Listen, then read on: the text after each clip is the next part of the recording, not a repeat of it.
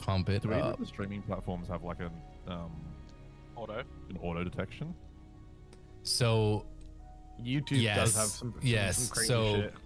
You can, according to the Burnt Peanut, you can drop it, but it will always demonetize the VOD, but that wouldn't apply to us anyways. Eventually you would get banned if you were specifically saying it, but you can play music that says it and stuff.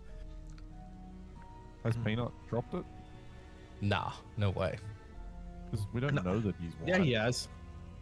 He'd be He did. He got banned for it. Yeah, he's been banned like 47 times, but Yeah. I was gonna say, it does check out Peanut being banned or something. Yeah, he this is back when he was back like in the day. Tarkov guy. Yeah, he got banned for it, and he's like, yep, I deserve that one. Like he said it, and it's like he has a soundboard that when he wants to drop him, he clicks. It's a beep. It's a beep. It's so good. That's what we need, actually. Slursy. I love Cloaks. Yeah, I used to watch him back in the Fortnite days. Yeah, he made it. He was a pro in Call of Duty first, wasn't he? Won like a $500,000 tournament. He's one of the FaZe OGs. That's right. He was the FaZe. Yep. Yeah. And then he moved into Fortnite. Yeah. All right, you ready for a recap? Yep. I'm surprised you even remember what the fuck's going on. I'm just gonna do my best. Okay, so the last time we played, we did have a relatively short session, but just like bigger picture stuff. We're in the town of Vallaki, which is the more fortified town in Barovia. Did you get the links, Curtis, by the way? Sorry, I didn't send you those links. I'm streaming though, by the way. It's all good. I'm just writing out the. I'm taking all my notes. Great. Okay, so we brought Irina to Vallaki. We brought her to the cathedral, where she is currently safe. We assisted the priest there in retrieving the bones of Saint Andrew, which in a few short days there will be the festival of Saint Andrew, which is basically a yearly rite. Religious rite that wards off demons for a 12-month cycle in Barovia. So really the safety of Vallaki has been resting on these bones, which you were nice enough to retrieve. You fought one of Strahd's courtesans and a couple of vampire spawn in a place for a period of time. The courtesan left relatively quickly though after you weakened her sufficiently.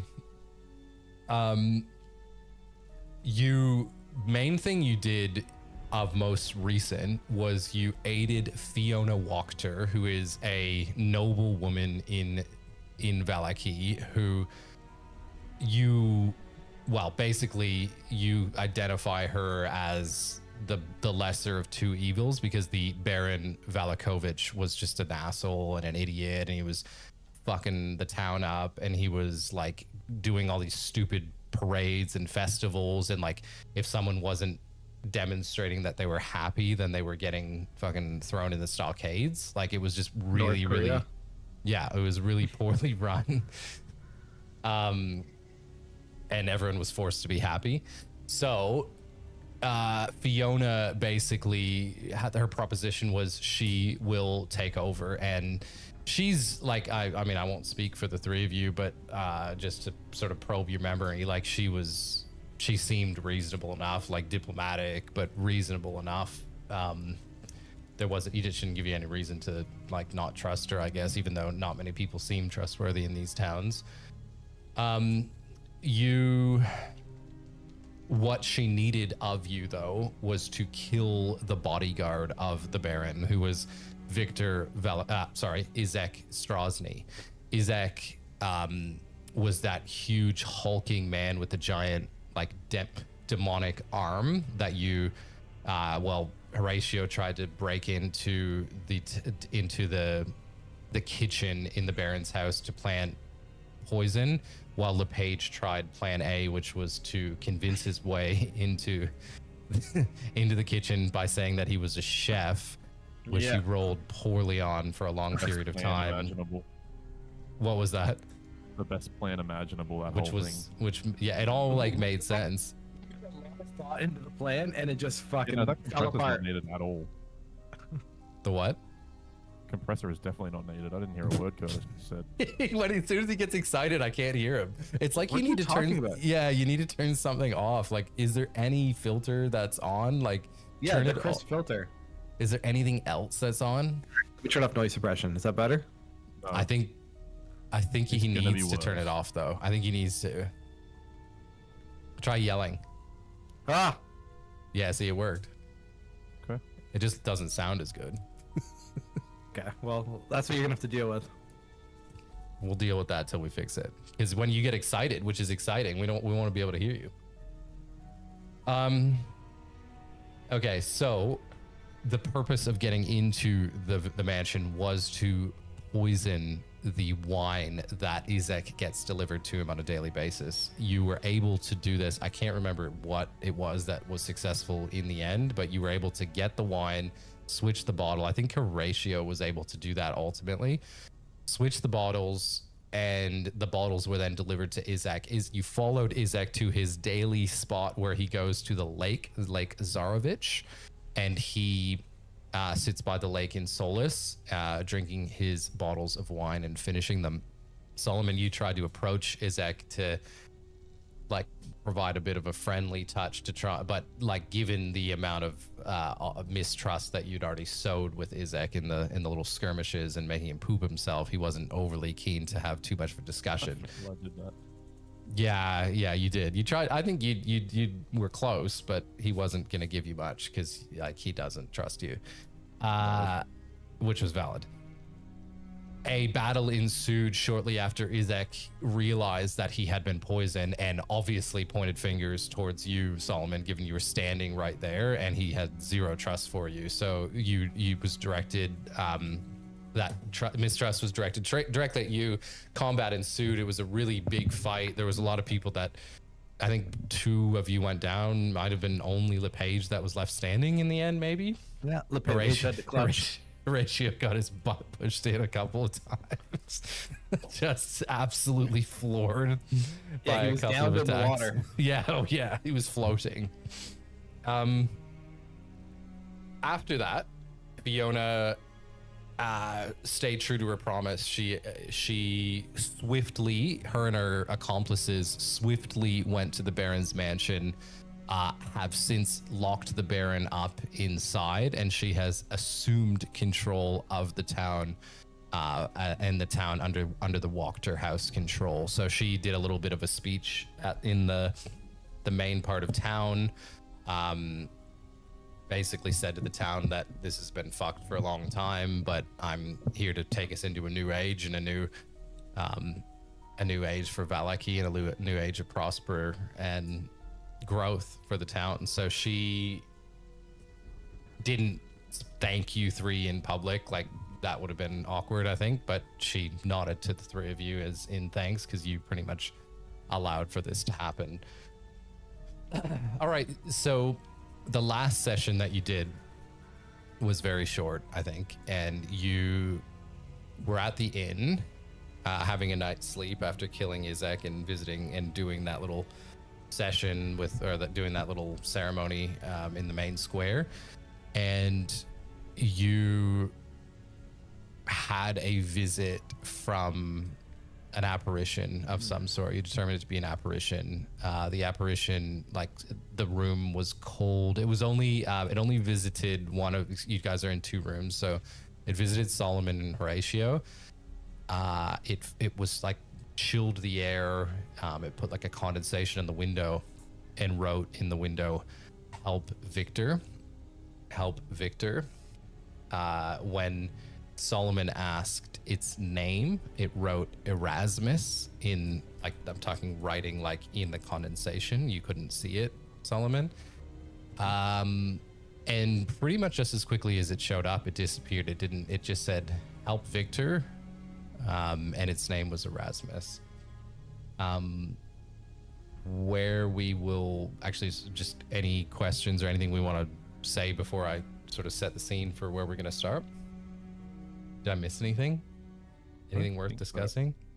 Not so much a question, but hearing you talk about like us fighting the female vampire reminded me of how little we have played this game, because I genuinely feel like that's like a year ago now. That was like 3 sessions ago.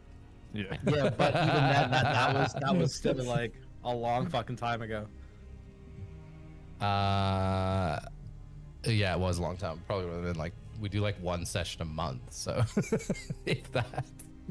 Last time we played was 49 days ago. Fuck. Fucking Curtis. Unbelievable. You've met Strahd. Yeah, you met Strahd like a year ago, at least. Yeah. He's a character in this campaign. He's a character in the campaign. Yeah, he gesture mogged you and left. And I'm gonna get stream banned for that shit, bro. I'm gonna say a slur. Make sure it's a good one. Every time I say that, you can say a slur.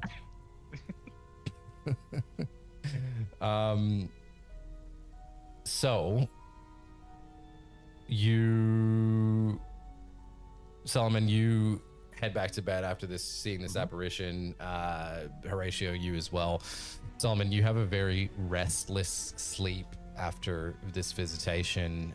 In fact, you have trouble sleeping at all. You just given it was a pretty shocking moment that happened. And shortly after, in the middle of the night, you hear footsteps coming up the stairs in the inn, which is a rarity. You have like the top floor and you don't hear much of that. And you assume it's, I don't know, you assume it's like 2 in the morning, 3 in the morning. Horatio's snoring next to you, and you hear the footsteps getting closer and closer, walking slowly though, like tap, tap, tap, tap. Does it sound like they're trying to be stealthy? No, just footsteps. You can't decipher if they're trying to be stealthy or not. Probably not, no, because you can hear them. I think Solomon's just at this point just lying in bed, hoping the rhythm of them sort of helps him drift off back to sleep. Yeah, you're almost like in a bit of a half sleep sort of nightmare-y kind of trance, actually.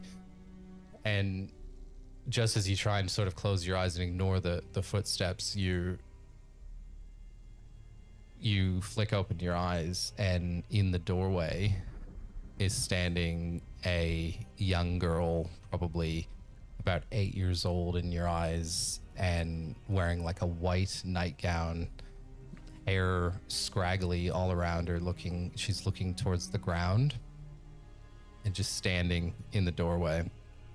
And you know this person, you recognized her, you've met her once before. Her name is Stella. You met her at the Wachter house in Fiona Wachter's parlor, where she abruptly showed up in a creepy way. And they escorted her out, like the brothers kind of like grabbed her and escorted Correct. her out. Okay. Correct. You remember? Everyone remember? I do. Yeah. Yeah. Two's like click, click. Fuck me, right? It's not even on my screen at the moment. Okay, so Stella. Yeah, so I think Solomon would like immediately just jump up to his feet, sort of worried for her.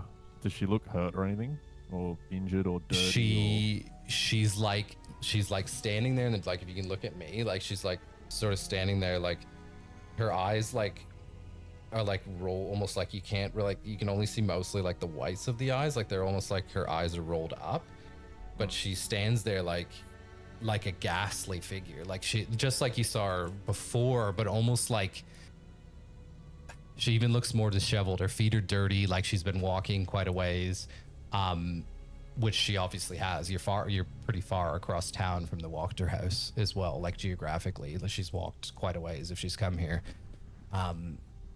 And she's staring. She's doing nothing but like staring sort of at the ground in the doorway. And she just, you see her lips move, and she whispers, "It wasn't your fault." And she's just hovering there. Wasn't she mute or something? Like, I know there was something about She's her never that was spoken wrong. before.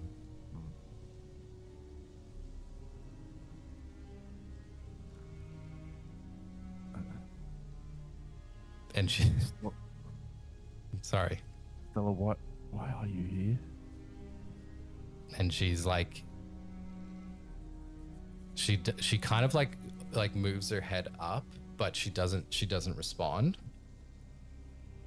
And then all of a sudden she collapses to the floor and almost like in a craze, like she's like fighting something off, like there's like something on top of her, and she's like rummaging around, and she's talks to Victor did it. Circles. He tried to send me somewhere. And she's just on the floor, like having this like demonic presence attack her. Can I cast the paladin thing, divine sense? Yes, that's right. You mean smite? Yeah, the Paladin Smite. Got the head Stella. Yeah, I want to cast my divine sense, and I think Solomon. And am I also- still sleeping? As soon you're in a different room, bro. Yeah, that's what I mean. As soon as Stella started to collapse, I think Solomon would have rushed over anyway and like tried to catch her. Okay. So I think he's sort of like on his knees next to her, trying to sort of help her at this point anyway. Roll a perception check as you do go to grab her. This can only go badly. Funny. Yeah, like track me. Okay, so as you jump to the ground to sort of, you're like comforting her in a way. Okay, so Comforting her, Solomon, but also like trying to like put my body between whatever she's fighting off, I suppose, like in case there is something from the divine sense. Like I'm almost divine sense shielding over her. detects nothing. Oh, okay, well, I'd probably just be next to her. Yeah, so it's like she's like almost like ripping it. It's like her mind, like she's like trying to, it's like something's in her head, like she's trying to like rip her hair, like her head. And as she's doing that and flailing around, you notice like she's got like cuts on her. So there's like symbols, there's like circles, there's in like cut in blood, there's Victor, the name Victor.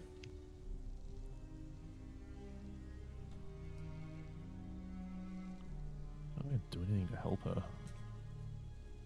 Bandage. Medicine. I don't have a bandage. Teddy could send me somewhere better. And then all of a sudden she like opens her eyes bright into, like stares into your eyes and just says, "Like you did." And then drops back into like a stunned sleep.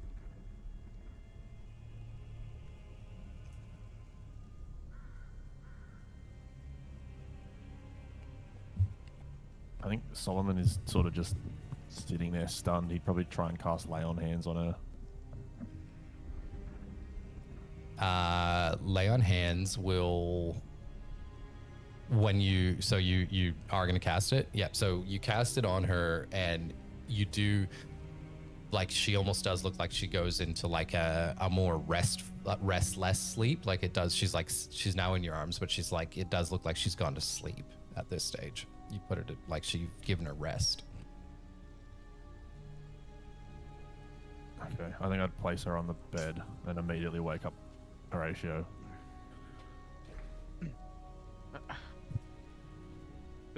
Who is that? Horatio, go and get the page now. The girl from the Wachter house is here. Alright. I think I wouldn't even get dressed. I'd kind of just stumble out the room and then start Let out banging things on. swaying. Yeah. Start banging on LePage's door. LePage, What do you want? I'm sleeping. wake up. Put it away. We've got things to do. There's the baby Wachters here. 3 a.m. Fucking Go away. How do you know what time it is? It's got a sense for this thing. I looked out the window and the moon had reached half an angle to the left, to the west. Well, get your things together and meet us in our room. And I'll... That's gay. All right. I'll get dressed and come over. And I walk to the room. Yeah. Alright, I don't know what the fuck's just happened, but the locked girl is here. She just appeared at the doorway, eyes glowing, and then collapsed in front of me. Victor! Victor, help! Who's Victor? Victor. Is Victor a brother? Victor's the name that Victor's the priest, isn't it? You haven't met a Victor. Oh, Okay. That's, yeah, I'm trying to piece it together. we did have our dream, right? Yeah, help Victor. Can we wake her up? You can try. I've already tried. I've casted healing spells on her. She just, anytime she does wake up, she's in this trance. Okay. Her name carved into her arm. All right. Can I look on her body to see if there's anything in her pockets or if she's carrying anything? Like pat her down? You can pat her down. So when you head over to her, she's wearing like a nightgown. So basically just like strap, white nightgown, like tattered, muddy, kind of yucky, like dirty feet, dirty fingernails, like quite a ghastly looking young girl. But she doesn't have any pockets or anything. You notice what Solomon noticed before, though, the cuts on her arms. So there's like circles and the name Victor cut into her arm, and yet just like a variety of different things happening on her arm. Okay, well, I try to get her attention to say, like, did you do this to yourself or did someone do this to you? And she's just like, she doesn't respond. She's just like shaking she said there. Before that Victor did it, but again, I don't know if she's conscious of what she's saying or if she's responding or if she's just repeating the same things over and over in a trance.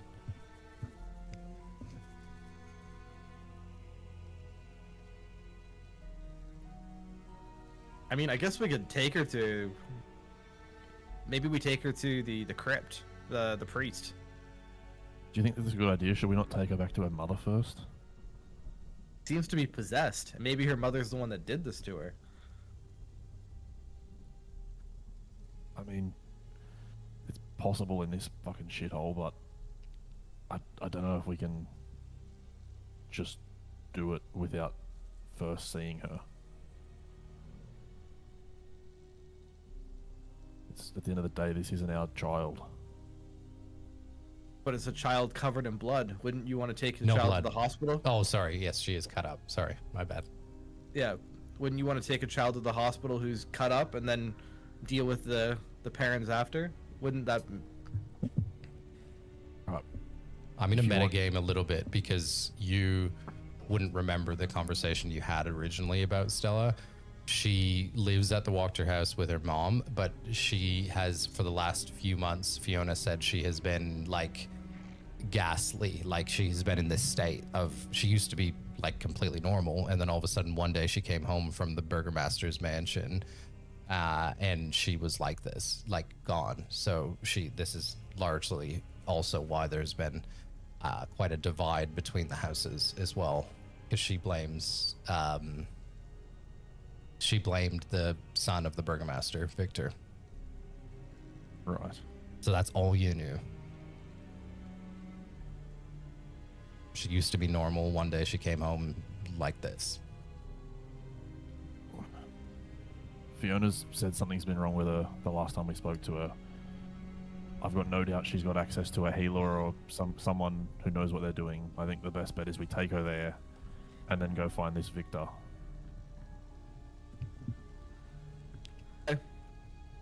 But I don't know how she would have carved this into her arm. If she's coming from her house. We don't know that she carved it, but I don't think it was going to be Fiona. Yeah, but the brothers, they were trying, last time we saw them, the brothers were also trying to hide her and shoo her away. That is a family built on pride. Anyone can see that. I can't imagine they want their daughter being seen that way, especially by the public.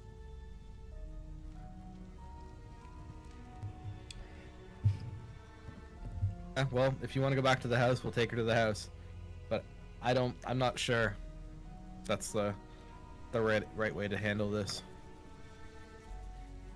Alright, what do you want to do, Horatio? Look, I'm no babysitter.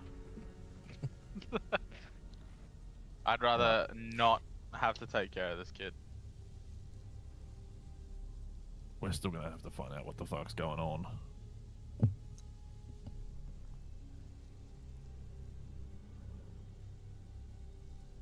Is the Burgomaster still alive? Baron the Burgomaster, Baron Velikovich he's barricaded in his current mansion, the large mansion, where him and his family have been they're in house arrest. I vote for we take her back to the mother. And then we need to find more out about who Victor is. Whether Fiona will tell us more or if we have to somehow get inside the Burgomasters. Let us go then. Let's carry her.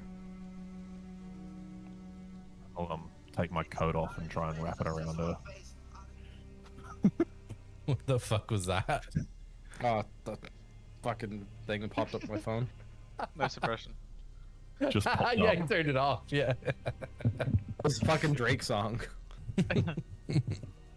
Okay, so you wrap her up in your coat, Solomon, and the three of you wander in the night over to Fiona's house.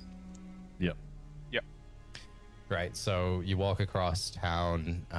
It's a bit of it's a dark, there's not many people around. It is early in the morning. A couple sort of hours have gone by, and you start to see the breaking of the blue light on the gray horizon, and you head to Fiona's house across town. Stella, throughout this time, has just sort of done much of the same. She's in that sort of trance. She's mentioned Victor a couple of times, and just sort of, just been a bit ghastly the whole time. Now you knock on the door. Oh, sorry, you arrived at the mansion.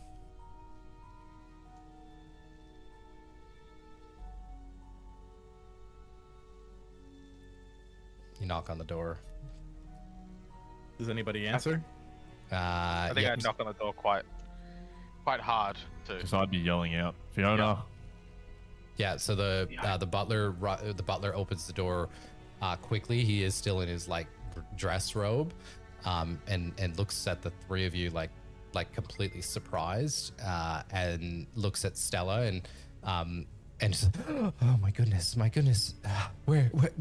has she been? Where has she been? We found her at our hotel tavern. Oh my goodness, child, please. Possessed. Oh my goodness, please, hand her to me. And then just as he's saying that, Fiona runs down the stairs as well in her silk nightgown, and she says, Stella, my goodness. Thank you, the three of you. Where did you find her? Oh my goodness, she's all dirty. What's wrong with her? She found us. We don't know what's going on with her, but she's possessed. My goodness, where were you? Where were you? You weren't at the inn. She didn't walk all the way there, did she? She did. My We don't know goodness. how she got there. We don't even know how she knew we were there. She's the butler's got her in her arms now, she's taken from you, Solomon, and she's just like stroking her head and lovingly giving her a kiss and just really just comforting her, but just completely very frazzled as well. And she says, thank you.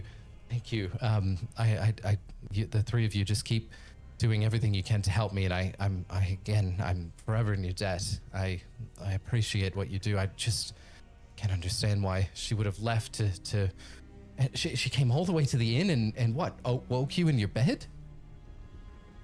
I was already awake. She didn't really make much noise, but You need to sit down with us and tell us everything you know about Victor, because that's the only name that she keeps saying. She And said by the his sounds of things, name? She hasn't said much at all lately. She hasn't spoken in months. She'd mentioned that boy's name again. My God, I knew it. I knew it was him. I knew that it was him that did this to her. And She said it wasn't your fault. She said it wasn't your fault.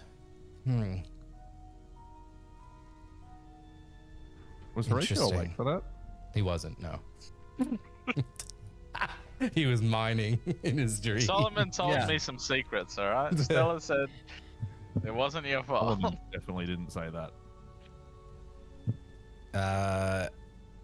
And she said, yeah, she's just, her face just has really turned. She's, Victor, that fucking Baron's son. I knew he did this. It was one day she was, just come in.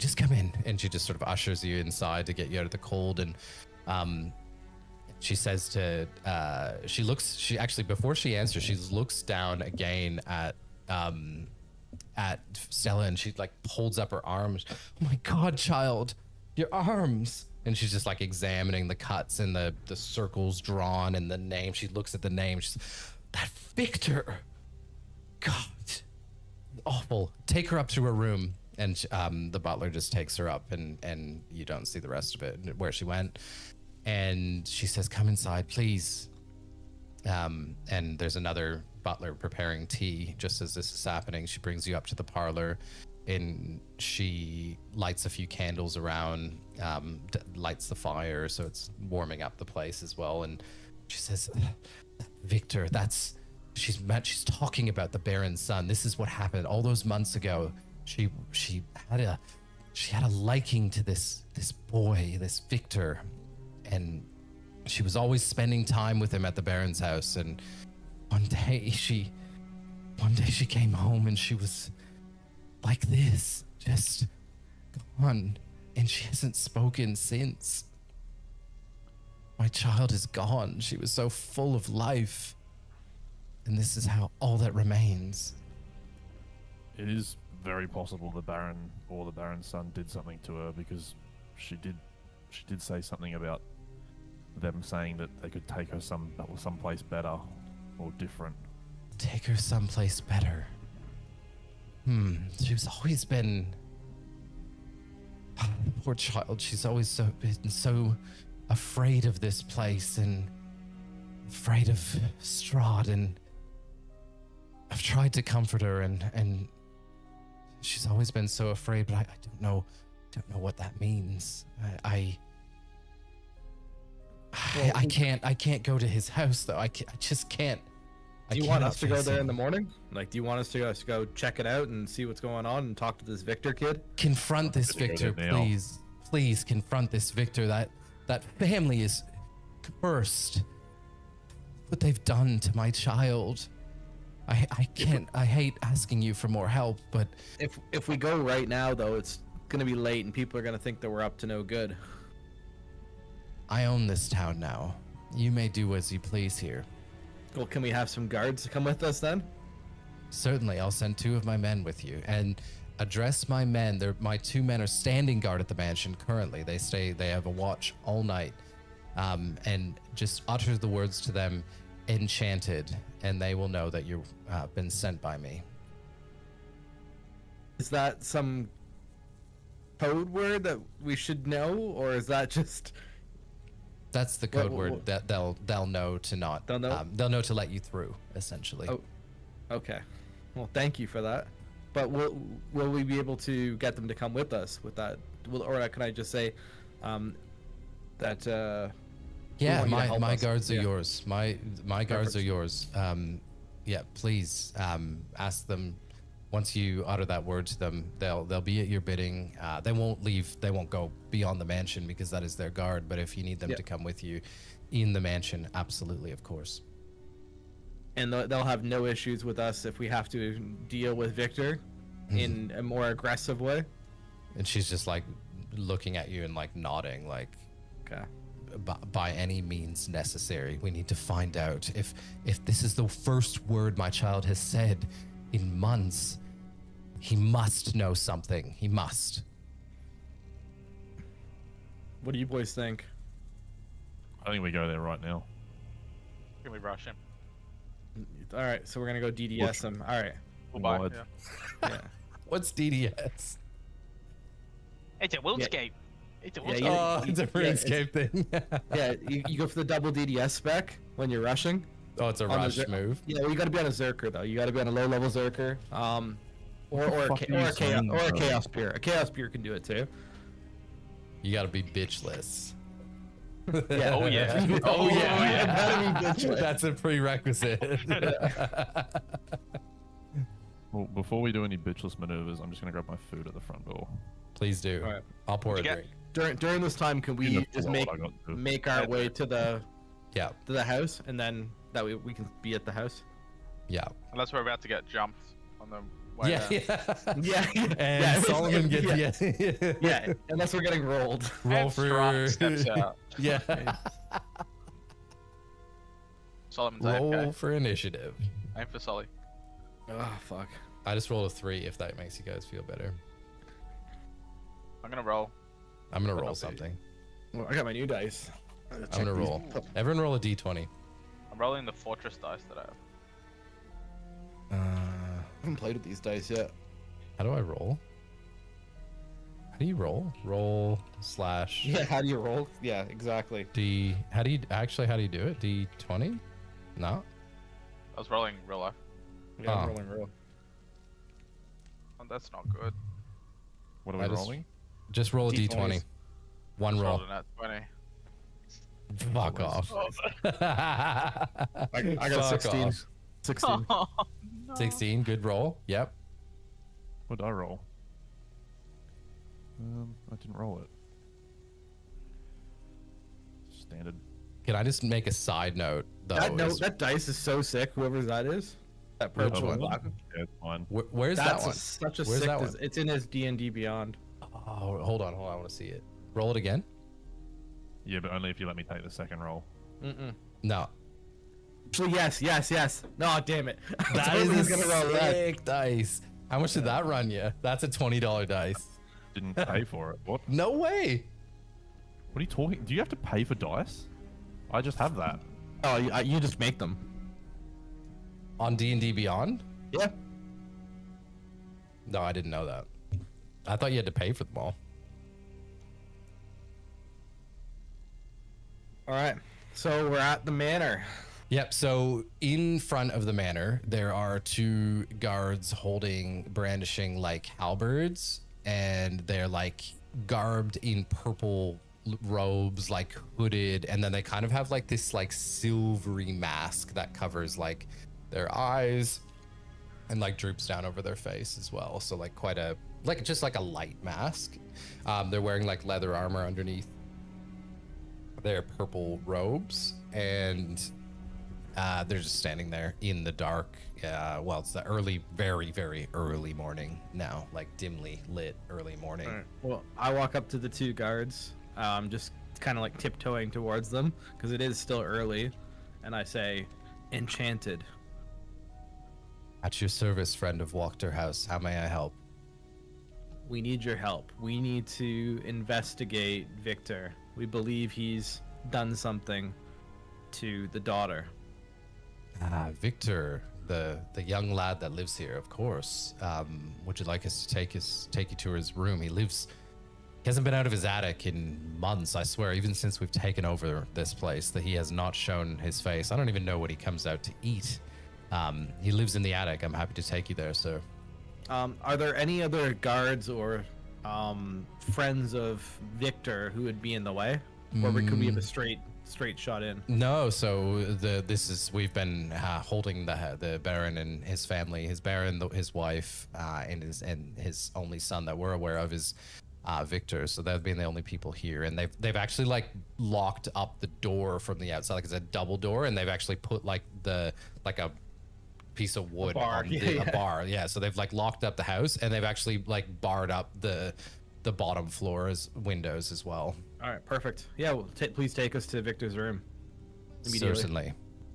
And he sort of ushers to the other guard, and they both like lift off the big bar that's covering the 2 doors. and he says they may all be asleep, but as you wish. And he opens the door. It's all dark inside. You're walking into a house like very similarly decked out as Fiona. You've been there before, but you were there quickly, and you start to follow the guard up the stairs, up. You don't hear anything. It's very quiet. There's no candlelight. It's very dark though in the house, so there's nothing that you can see much of, except you have dark vision. Horatio's blind. Yeah. Yep. As you're walking up the stairs, like something, like you're bumping, something does knock off the shelf, but you don't take much note of it, and you walk up. So one flight of stairs, second flight of stairs, third flight of stairs. You're up very high now. This is quite a tall building. This is like the tallest building in town. It's one of the biggest houses. Is the biggest house. So you're up on the third floor now, and the guard like takes his halberd and like pokes up into the ceiling. You know, like the attic things that come down. Mm-hmm. And so he pushes up, and then like the ladder like falls down quite loudly as well. And he says this is Victor's room. But it's almost like there's like spider webs. Like he hasn't left here in a bit. He's been up there a while. Like it's like you're almost like, does someone actually fucking live here? Did we get any intel before we came? How old is this kid? Are you asking the guard? Yeah, we didn't get you out of character. We didn't get anything. So it's a Victor. Yeah, just that it's a kid. Is it safe to assume it's probably around Stella's age? You can ask the guard. Hey God, how old's this kid? He must be very early teens. I don't know exactly, but yeah, young lad. Maybe Right. 13. Well, we know of him though. He's a reputation around town. He's sort of like whispering because you've got the door open though. He's like, he's impressed a few people with he has a prowess for the arcane. Nefarious or? I don't know. I mean, look what he's done to that. He's done to Stella. So, that should answer the question. well, how do you know it's been done to Stella? There's only one explanation. She was there and came home to the Walker house one day, and look how she is now. Okay. Hey, Do we all want to go up, or do we want to try and like stealthily and take a conversation with him? I was fully planning on putting on full armor and being intimidating. Okay, so do you want to just all kind of just come up like a big, clunky? Yeah, I'm going through the front door with my chest puffed out, sort of thing. Okay.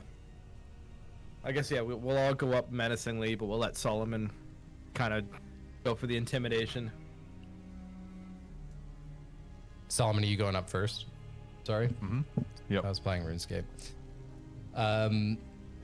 Okay, so Solomon, you peek your head up and you see a dimly lit room. You are surprised. This is like encompassing the entirety of this house. So it's a huge room. So you're sort of at the dark end of it, and you can see like covered up like things. You can see like old mirrors, old furniture. Some of it has like draped sheets on it, like you would imagine in an attic. It's dusty, it's very cold, quite drafty, but at the far end of the room you can see there's been like everything's pushed out of the way. It's almost like that's a room. It's dimly lit by some candlelight, and you see sitting at a desk, you see like you're still like, it's a big room, right? So this is, it'd be what, the 80 feet from you? Like it's a big room. 50 meters from you. 50 meters? Yeah, That's a fucking half a football field. it's a big house. It's a huge house. Okay. It's a huge house. 30 meters. I'm not very good with this. 30 meters. 30-meter room is still massive. It's a massive room. It is a massive room. It's like a ballroom. 30-meter room It's is like a small ballroom. room. It's like a ballroom. Yeah. So it's like Yeah, okay, all encompassing. The ceiling though is like it peaks because that's the peak of the house as well. So like it has a very low two sides that are like you'd bang your head easily, but then the top, like the center part of it's like a few meters. But at the far end, yeah, dimly lit room, you see a young man. He has whitish hair. He is buried in a book, looking very puzzled. Around him, as you approach, you can see like bottles, jars of like different things, frogs, animals, skeletons. As you get closer and closer to the light, you see different symbols on different parts of like there's been painted symbols on different sheets on different parts of the floor, on the ceiling, on the roof. You can see different colored symbols and circles, and there's like even like you see like a garden that's growing all of these like different weird vegetation as well, and like herbs and odd vegetation that you don't recognize. And as you get closer, he looks up and just says to you, what are you doing here? What are you doing here? Who are you? How did you get in? Take it you're Victor, and I'm gonna immediately cast Divine Sense, and I'm gonna like allow my eyes to glow and like really, like in that dimly lit room, just let my eyes sort of fire up with that sort of blue glow. He cowers in intimidation when you do this as well, but he looks at you with almost like an interest though as well. You know the divine ways. You know the divine ways of the. You must be a paladin. What brings you here? What do I owe the pleasure? Do I find anything from Divine Sense just before I keep going? Sorry. What can you see? Celestial Undead. Fiend, undead. Or Celestial anyone affected Fiend. by the hallowed spell. Undead or anyone affected by the hallowed spell. What is hallowed? I don't know. It just says that. If it doesn't say hallowed on yours, then he's probably not affected by it. Let's just check. You infuse it with holy or unholy power. No hallowed spell. No, so you don't see anything. But yeah, he says, you must know the divine ways. Is that, but, what brings you here, sir? I haven't seen, only read about paladins in my books. You is actually what brings us here. More specifically, your interactions with Stella. Have you seen her? Stella? What she's like now? Stella, how do you know her? And he sort of like glances over to a mirror in the corner of the room as well, and then looks back quickly. Roll a perception check, all of you.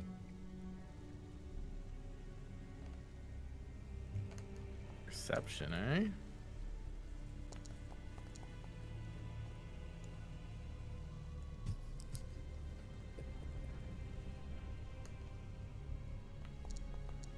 We're so perceptive. So yeah, Solomon, you notice that he has taken notice that he's looked back at a large mirror in the corner of his room as he answered the question. But he's like, how do you know Stella? Solomon, you also notice that you are standing in the middle of his room now, and it is like these symbols that I've been mentioning. These circles are like circle, like it's like quite extravagant in this like beautiful purple like paint all along the floor, and there's almost like remnants of like dust, and like there's been a lot of action here, but it's like very clear and clean, like this area that has these circles on it, and you're almost like directly in the middle of it.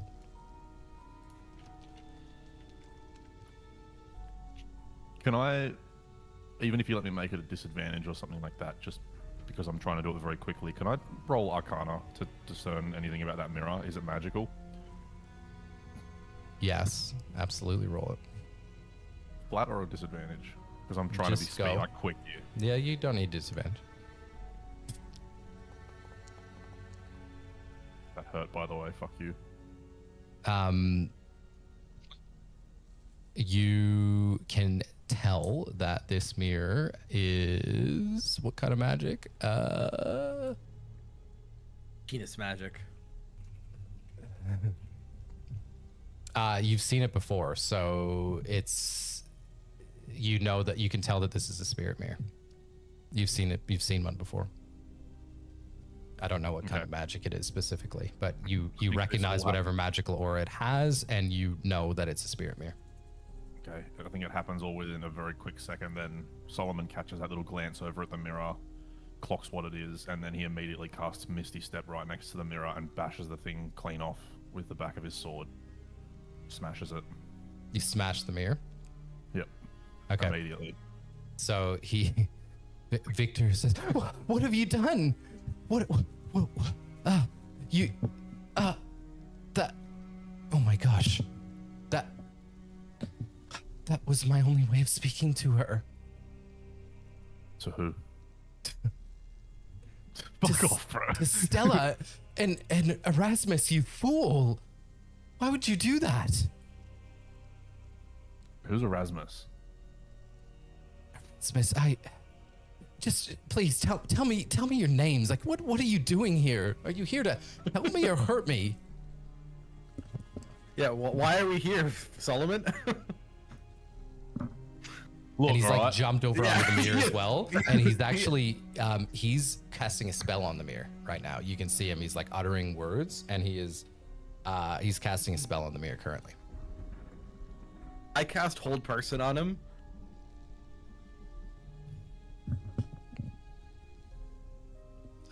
Okay, what do I have to roll? A straight flat wisdom save. Wisdom 14. For the record, he could be trying to fix it. This might be as bad of a decision as my one. No, but I'm just trying to I want to figure out what's going on. He rolled a 13. Okay, so I can hold him. Okay. All right, so I'm gonna be like, look. Obviously, we've got off to a weird. He's like weird- stunned, like now, like this. Yeah. Obviously, we've got off to a weird situation here.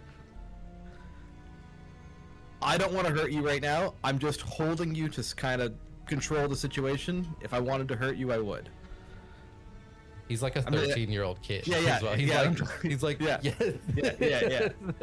So, we need to figure out what's going on with Stella. Before you start talking about Rasmus or whoever else you bring into it, Stella just showed up at our house, at our tavern, with your name engraved into her arm. Stella, you mean? Oh wait, can you talk if you're a help person? Yes. Okay. So he's like standing there like this, just frozen. Let me down. I'm not going to hurt you. Let me speak. I just start to make my hands start to glow red, like I'm going to use burning hands. I cast prestidigitation and make him start to heat up. Yeah.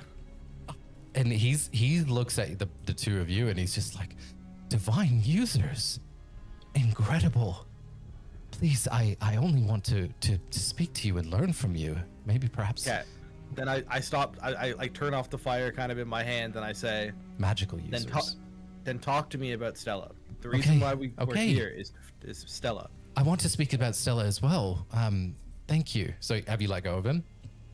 No, he's being kept in whole person until. Okay, listen. Stella and I are very close. We were the best of friends. We spent every waking moment together for so long. But listen, wait. You said you saw Stella. Do you mean you saw her? In what form did you see her? In this realm or the other? We've only seen her as. Did we bring Stella with her or did we leave her at the tavern?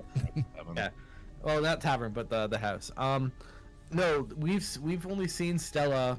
She looks ghastly. She looks ghoulish. She looks withered, worn down. Ah, yes, you just saw the shell of Stella. She. Listen, he's just like frozen there in midair, and he says, look, we were the best of friends. We were the closest. We were just so terribly scared of Strahd, and as soon as he woke up a few months ago, I knew we had to leave this place, and I've been looking for a way to get us to leave, and all of my studying is I've did my best to find a teleportation circle. We needed to leave Valaki. We've just been so scared, and I found these spell books, and I have been studying them, and I attempted to make a teleportation circle. As you can see, Paladin, you're standing right in the middle of it at the moment, and I'm not anymore. yeah, he moved. Yeah, promptly moved. I Misty step. That's right. Horatio's standing right smack dab in the middle of it right now. Clicking the ore. Yeah. He's walking around looking for precious metals around the room. Yeah. And he says, I tried to tell her it was too soon. We did all this testing. We sent animals through it. We sent different pieces through it, and it seemed to work. But she got so scared, and she insisted that we sent through what? What are you talking about? Through the teleportation circle. We trying to get out of here. We're trying to leave, and I sent. How do you know things are going through and there's no issues and errors? What do you mean? Because I've been able to bring them back as well, my purple friend. Did you try to? What you're trying to say is you tried to send Stella through this? Stella insisted. She was so scared. She said we were ready. I insisted that we weren't quite ready yet, and she made me do it. I just started like cooking my hands hot. And I'm like, you need to choose your words very carefully here, little man. Look, why does she have listen, your it name wasn't engraved in her arm? The circle was fine. The circle was fixed. Look, if you can just help me, just give me a moment. I'll fix this mirror, and we can speak to Stella. She's still here. She's in fact, she's right in this room. Okay. I look to Solomon and my friend Horatio, who's still looking for precious metals, and I'm like, I'm gonna release him from the hold. Before you fix that mirror, who is Erasmus? Erasmus. Oh, I'm glad you asked. So, let me tell you more. So, when she went through, I could we both, when the spell activates, I can see the process. I can see the individual transition, and when Stella went through, there was this when every one of the animals that we've sent and all the objects that we've sent, it's been perfectly seamless. They have moved through and they have returned. But when Stella went in, this ghastly form, it was like it ripped her soul from the flesh on her body and took her into this realm that I can only imagine is the ethereal plane. I've done so much study on it. It's the ethereal plane that some being from this plane, it ripped her from her body and has kept her, and she has been hiding from it ever since. But she's been able to outmaneuver it, and I've been communicating with her through this spirit mirror, which I found in my parents' parlor, thank goodness. And she's been haunting our mansion for a few months now. But okay. And if all of this is going on, have you tried to talk to the Wachter family about this? She'd never believe me, and of course she would. Fiona's a very very amazing woman. I want nothing more than to be her friend, but she would never believe me, and she would just cast me out, or worse if I even mentioned. But you have to believe me. I was doing nothing but trying to help Stella and I. No. Do you guys buy his story? I don't really believe him. Oh, and I meant to tell you about Erasmus. Erasmus is the hero of all of this. Erasmus was the one who was able to, when the spirit attacked Stella in the transformation ritual, he was able to grab Stella's spirit away and run and hide. And ever since, Erasmus has been communicating with me as well to let me know that she's safe and keeping her at bay from these other forms that she's meeting in this plane. But I don't know who he was exactly. He seems like a man lost out of time. I'll be honest. First impressions, I think he thinks he's telling the truth. I'm fairly sure Erasmus is not a good guy, though. Okay, so let's let him go. And he But doesn't realize. if we get any weird thoughts, we'll lock him up again. Do you want to let him try to fix the mirror? Yeah. All right, we'll let him go and see if he can fix the mirror. All right, little man. Thank you. Let's see you talk to Stella. Of course I will. I need to fix this mirror. My heart's racing. Just give me a moment. And he just goes straight to the mirror and with expert magical precision casts this spell. The mirror, like all the pieces of the mirror float in the air and just like magically just fix into the surrounding the shell of the mirror, the border of the mirror, and it like fixes beautifully. Like all the like you see all the cracks, but all the cracks like disappear as well, and it's like perfectly fixed and with expert precision. And he looks into the mirror and he's like, you can see him, he's like waving, and he's like looking sort of like in and behind the mirror, and then there she is. Stella, there you are. My goodness, you're okay. And he's waving to her and speaking to her, and he turns the mirror to the three of you. He says, look, come look. And in the mirror you can see Stella, who is looking like a happy little girl. She has got life back in her eyes. She has blonde flowing hair. She's still wearing the same like thing she was wearing before, but she's all clean. But you can see her behind you. So you're looking at the mirror and she's like behind you at the other sort of like in the room right with you. But she waves to the three of you. And she makes some hand signals to like sign language to Victor, and LePage, you see that she's saying, "I'm okay." Yeah, but nobody else knows that I know sign language. You can't do that. you gotta be like you see him doing sign language or you perceive it. I completely forgot until right now that you knew sign language, so I'm just gonna have to make that work. Okay. This was not made for you. Okay, I thought you were trying to do like a no, thing. It wasn't. All right. I mean, So, yeah. to be fair, it's in character. We don't know. That's what I mean. Yeah. No, so, you don't. Yeah. So does you know sign language as well? No, Well then, how would you know?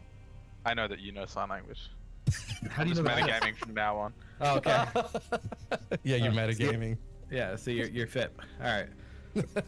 What? All right. So I let the guys know that I don't think she can speak, but she says she's okay. You know sign language? Whoa. So Victor says, "No, she can speak. She can speak. We just can't hear her.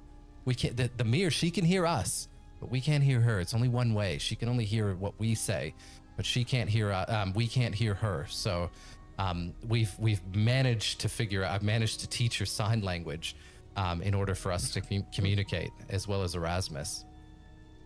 Where is Erasmus? He looks to Stella and says, "Where's Erasmus? Where's Erasmus?" and she looks like she has a little bit of a haunting look about her, and you see her sign something back to him. And LePage, you read the signs, and basically she's saying he's fighting the demon right now. And he turns to the three of you and says, he's busy. He's sounds like he's warding off the demon at the moment, or whoever this. He called her a gallows. He called it a gallows spirit. I have a book here. If you'd like to read about it, I can tell you all about it. No, I'm not that interested about that just yet. I'm here for Stella. Okay, good. So, why, Stella? Why did your body in this world have Victor's name carved into it? She signs back directly. She's looking at you this time. Does her little thing, and she says to you, "It was not Victor's fault. I made him do it, and the cut marks were was me trying to communicate to someone to visit Victor to help him." Then why did you come to us in the tavern? Because I've been watching. She says, because I've been watching you around town, and I knew my mother would never understand. And Victor won't tell you this, but he really needs your help. How are we gonna get you back? And she looks to Victor and she says, and she basically says, Victor knows the way. All right. So I look at Victor and I say, "Okay, Victor, my name's LePage. Hi, LePage. We need to find a way to." I'm Victor. I'm the son know of the who you Baron. I'm the son of the Baron. Yes. The old Baron. Awful man. I've locked myself up here for months. Just can't stand the sight of my parents. All the things they've been doing to the townsfolk here. Yeah, I'm sure you've got black hair and black eyeliner and everything else too. Fucking faggot.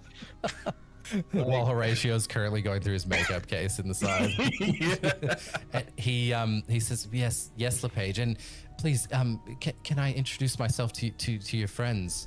I'm Victor. And he looks at Solomon and goes to shake his hand. Solomon, but I wouldn't shake his hand. All right, and he says, "I'm Victor," and then he goes over to Horatio and he says, "And who are you? You've been awfully quiet. My name is Victor." I'd kind of cut him off and just say that's enough as I raise my crossbow at him. And he says, "Oh, wait, hold on. Are you a gnome? Are you a gnome?" I really want to pull the trigger. I've read about your kind. There's none of you here. Welcome. Thank you. I'm not a gnome. I'm a halfling. A halfling, sorry. Racism runs deep in the DM. I get it. Yeah. The hard R, the halfling R. Yeah. Oh, I'm sorry. You all look the same in the book.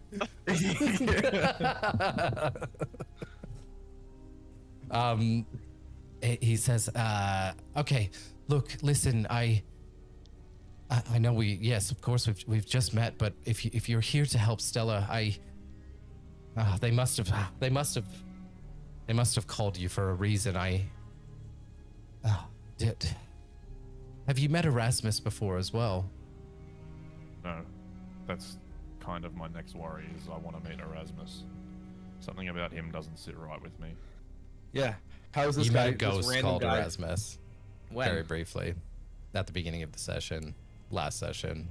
Oh, okay. We talked about it. Maybe in this recap. Yeah, in the recap we talked about it. No, we did. I wrote down the fucking the shit. That's not in my recap. Sorry, LePage, you did not meet him. Only Also, Horatio Erasmus and Paladin did. Oh, okay. Right, Solomon. I'm gonna be honest. That doesn't make me trust him more. That's fine. No, I'm just letting you know that was your one very short interaction with him. Yeah. No, Erasmus he's been nothing. But if it weren't for Erasmus, I don't know where Stella would be. She would have been taken by that gallows spirit. And these gallows spirits, I'll annotate my book. They're very, very, very evil spirits, and it's almost as if it was waiting for her to come through. And it just conveniently happened to have Erasmus there to stop it.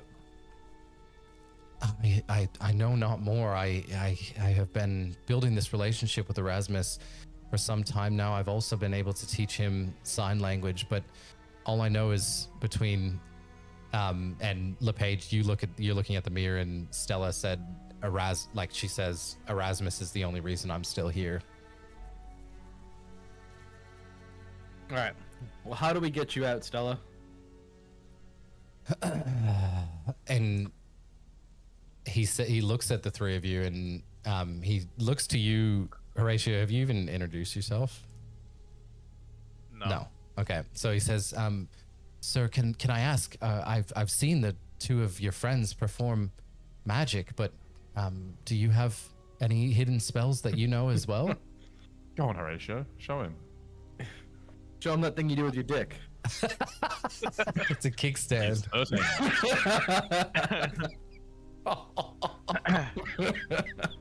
He's 13 inches. Am I right?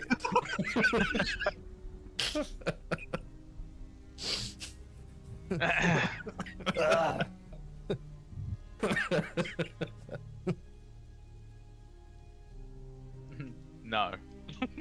No. Oh, okay. Oh, that's okay. Most people here don't have magical capabilities either. But look, I haven't found someone in this town other than, of course, Fiona, that has so much. I can tell so much guidance with magical prowess. So, I believe we could cast this ritual together. But he pulls out a book. And he says, look, there is a spell. Basically, what this spell would enable us to do is to activate and get into the ethereal plane together. We could then capture and grab her spirit and pull her out together. And how do you know that would work? It's all I know. It's all I've been able to find. It's the only thing I've studied and I've studied and I've studied, and I believe it's the only way, but it takes a lot of magic and a very particular item to cast this right. And well, I'll just say it requires the heartstone of a night hag. You heard of a night hag? Any of you? Yes. I once met LePage's mother.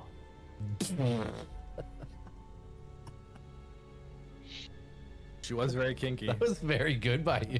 Very quick. I know not what you mean. If LePage, are you the son of a night hag? Oh, Is yes. she here? Is she here? No, unfortunately not. Oh shit.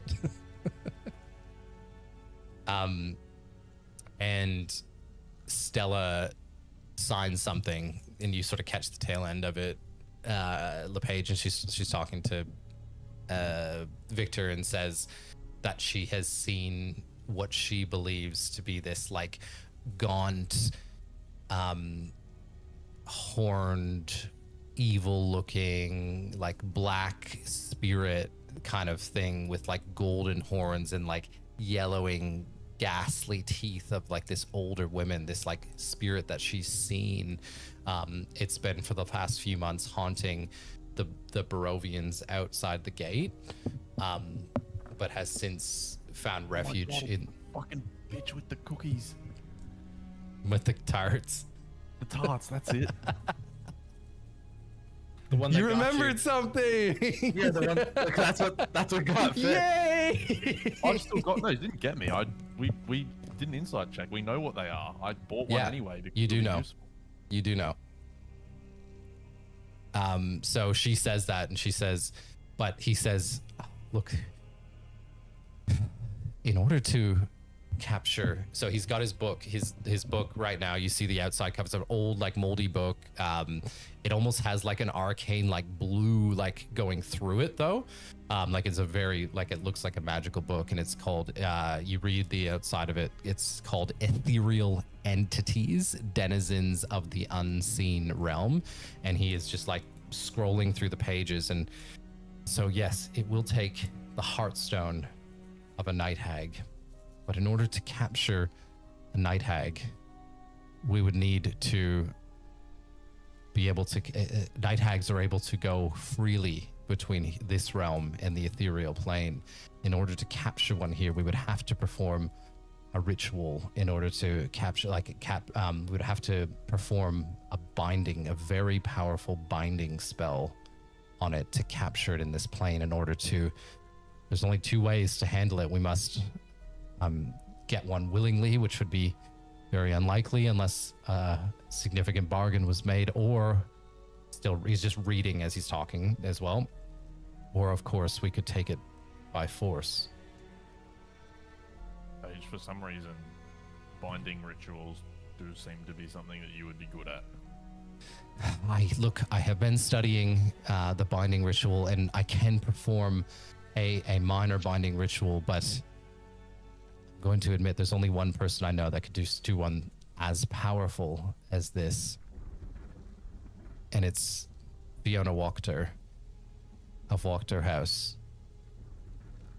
Believe it or not, Stella has told me that she's tried to go home to communicate with her mother because she knows her mother is magical, but there is a significant binding spell around her house and she cannot get in. She doesn't know why, but it's protecting her in the ethereal realm from attending her own home.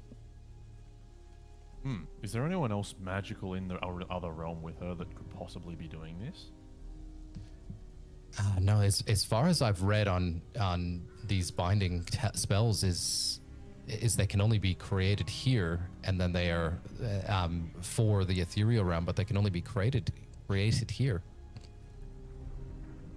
So once we have the Heartstone, we would need to perform the ritual during the next full moon phase.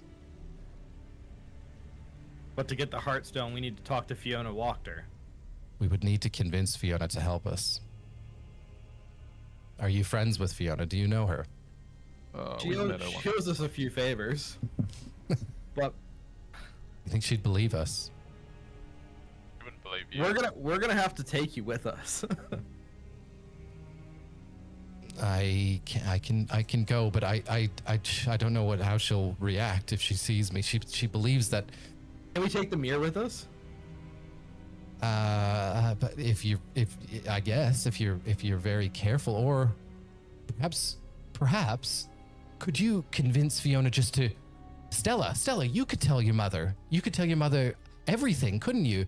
And Stella says yes. And then he says, all you need to do is just ask Fiona to drop the binding spell around her house, and Fiona will go speak to her. Why is there a binding spell around the house? That's what we can't figure out. Also, it wasn't Fiona that made it? No, it must have been. Is that, sorry, am I getting this right? Binding, is it binding spell? What's it? Warding? Let me get this right. More sense. Warding is normally like keeping out. Sorry, I just don't have the right terminology here, maybe. Just let me get this right. Just take a second anyways. I need to take a break momentarily. We need to... It has a sick name. So yes, it's in the ethereal plane, and needs to find a way. The spell's name that we need to do is called Etherealness. Probably took these notes. What's the name of this stupid thing, though?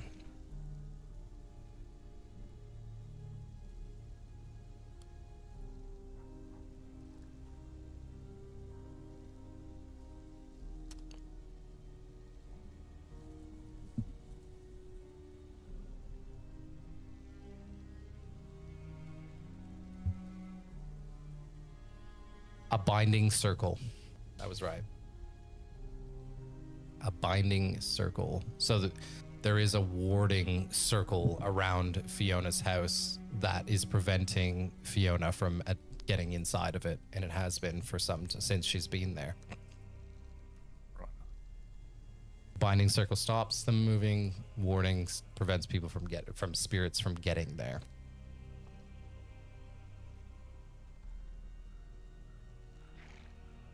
Well, I guess we have to go get Fiona Walker no matter what. So All we need to do is convince her to drop that spell, and I assure you, Stella will do the rest.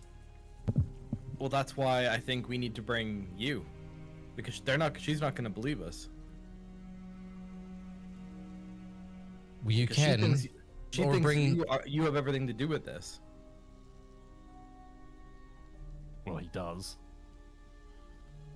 Well, I'll admit I had a hand to play in it, but as Stella's told you, I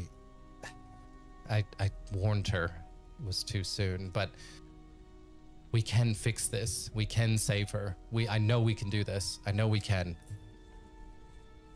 I can come. Of course I can come, but I think the best way would just be for you to speak to her. If you know her well enough and she owes you favors, just ask her to remove the warding circle just for a few moments, and Stella will do the rest. Okay. She'll believe Stella. She'll know I'm gonna be Stella's honest, this there. feels like such a trap. Can I roll Yeah. insight? Can I Yep. roll insight? Remove the warding Yep. circle around your house just for a moment. Nothing will go wrong. Yeah. Why don't we just bring Fiona here? Take down your firewall. Yeah. Take yeah. Take, Yeah. yeah. Just install this. Word.exe. Just install it. It's got nothing. Nothing's gonna happen. Are you rolling something? I need to just play characters that are intelligent because I'm shit in combat. I may as well fucking. Yeah, we don't play combat, and you've got terrible out of combat rolls. I mean, he hasn't done anything to make you believe that he's lying. He's not sweating. He's very truthful, but he just looks like someone that needs your help. Yeah. Take down your firewall. I was Just gonna for say, a second. This feels very much like the fucking Trojan horse, basically. Yeah. I said, and he says, "Look, if perhaps if you don't trust me, perhaps, well, ask those guards. They could either stay here with me, or they could. I just don't want to show my face to Fiona just yet. Yeah, I don't think she'll believe us if you bring her. You could probably kill those guards if you've got magic. I would never do that. I would never do that. I'm not I would never harm anyone. But do I have any spells where I can just convince this kid to come with me? He'll come. He said that. Well, then fucking get moving. Get your boots clicking. Should we maybe convince Fiona to come here? Who's gonna go then? Because we gotta stay with this kid. We can't let him out of our sight. I'd be more than happy to stay with the kid. And I'm gonna do prestidigitation and make his spine chill.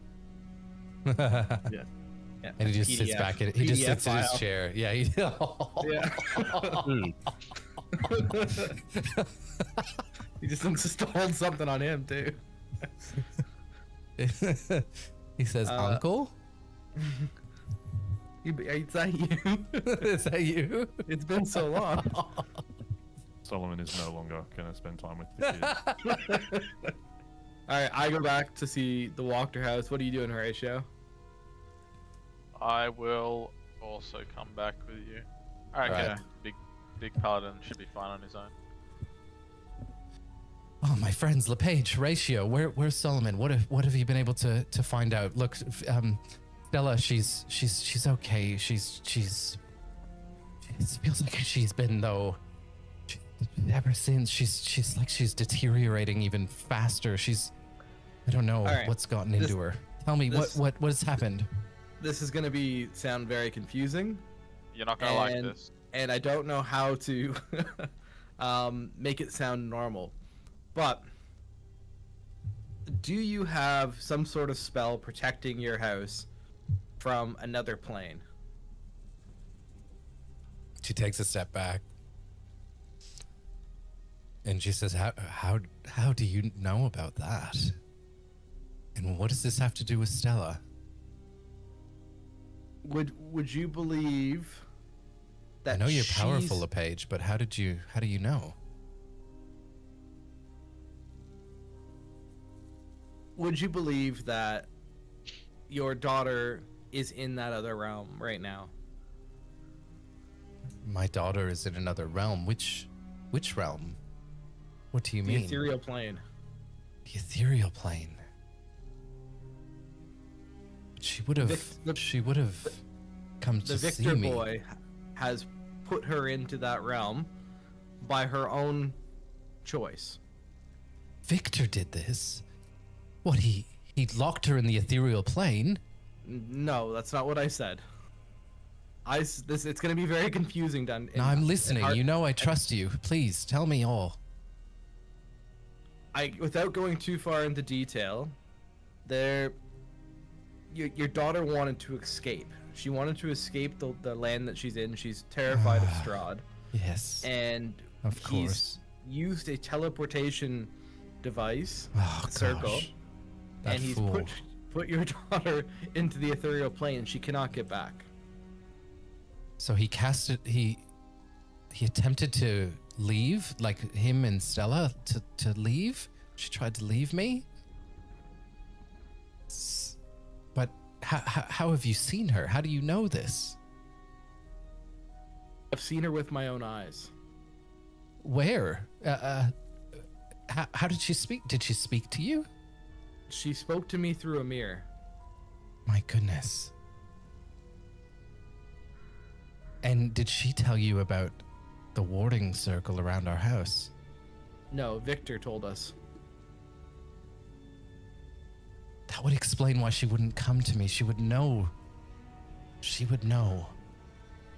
But that would explain she wouldn't be able to access. Come with me. Come up to the parlor. And she Alrighty. brings you inside, and she says, "Wait here, wait here." She goes upstairs rather quickly, comes back downstairs, and she has a model of the house, of her current house, and she puts it on the table, and she starts muttering an incantation, and arcane energy, this purpley arcane energy comes from her hands, and her eyes change color as well. And you see this circle that's around the model of the house. You see it light up, glisten, this arcane circle, and then all of a sudden it just dissipates. And she comes back to from her little magical trance, and she says, "Okay, well, if Fiona truly is here, she will come to me. Surely she will come to me." And almost just as she says that, this flower on one side of the room in the parlor levitates and falls right in front of Fiona while she's laying on the ground. And Fiona picks it up and she says, this is a peony. These were Stella's favorite. She must be here. My goodness, child. I'm so sorry I've locked you out of your own home. She's crying and getting very emotional about this. And she says, she's really starting to be distressed, but I am powerful, daughter, but I don't know how to free you from the ethereal plane. I don't even know how you would have gotten there before. We need you to come to Victor's. You can put your shield back up, your bind. We just wanted to show that she's here, but we need you to come to Victor's to help us. That boy, if you insist, LePage, of course I will. But there's no way he will know how to get her out. How would he know? He's only a child. You'll come and see. Just see it with your own eyes. I didn't believe it at first either. What does he need from me? He needs your spell. What spell? What do you mean? The binding spell. A binding spell for what? What would he need a binding spell for? It's better that you don't know. I'm going to have to find out sometime, LePage. I'm a pretty big woman. I'm okay. You can tell me. What is it? What do we need to do? We need to find a hag, a night hag, A night hag. and get her heartstone. But we need you to summon her. The heartstone of a night hag. Ah. My goodness.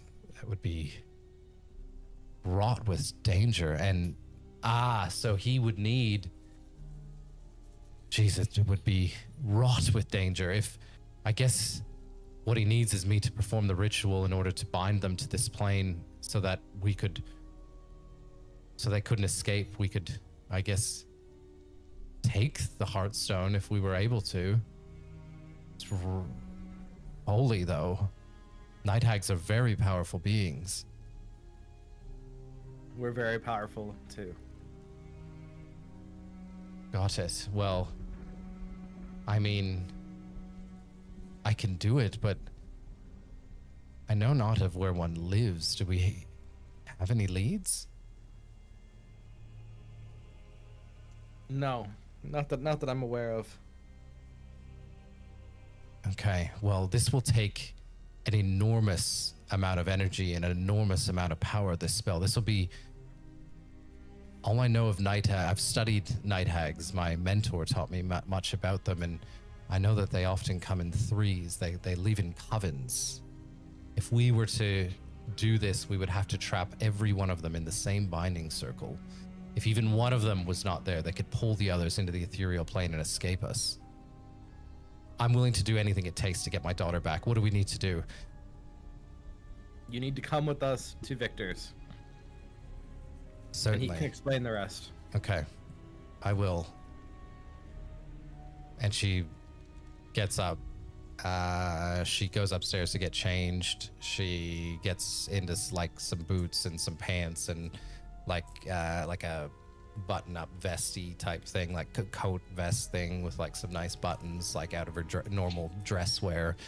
Comes back down and she looks at Horatio and she says, "Horatio, would you mind just stepping out for a moment so I can speak to LePage? Yeah. I just need to speak to him in Tink. private." Tink. Yeah, fucking perfect. Yeah. Perfect. Yeah, sure, man. Fuck me.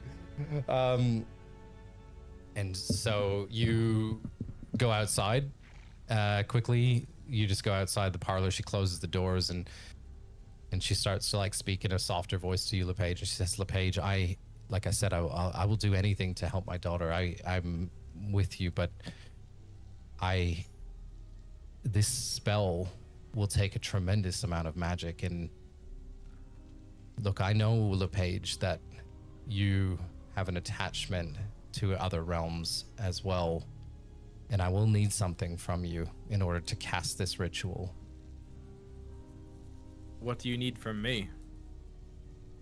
She goes over to her library in the corner of the room that's dimly lit, and she pulls out this large, moldy, old book. Like, I'm talking large, like this, and thick, like that.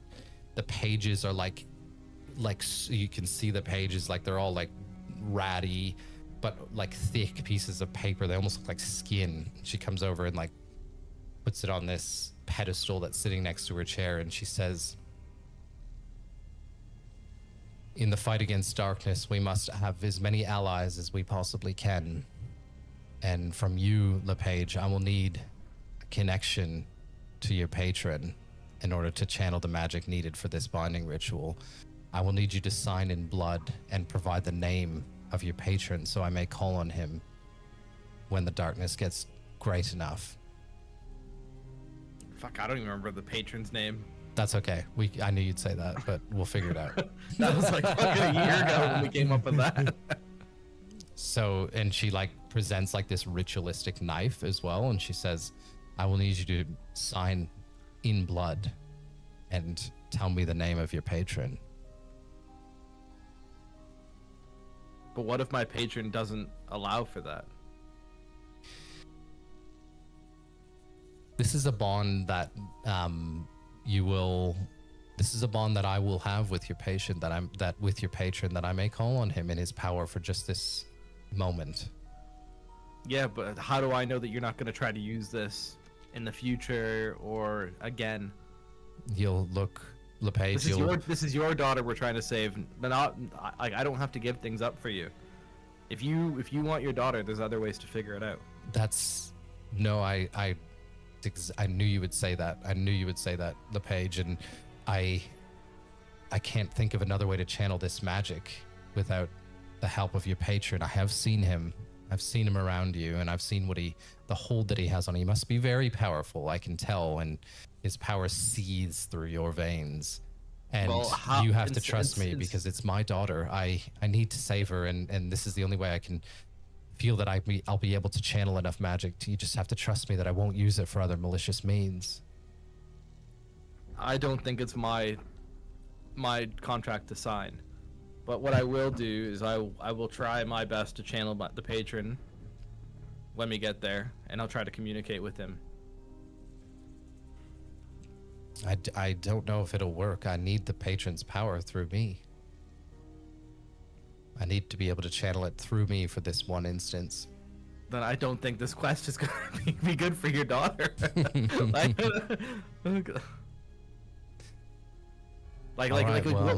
in it for me? What are you willing to give me if I'm going to be giving you something so big? What do you seek?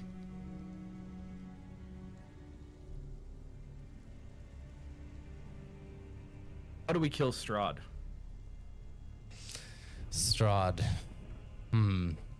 That is a very ambitious need or desire, but that is what I want. If you want me to give up my patron and give you access to my patron, I want access to something that will help us kill Strahd.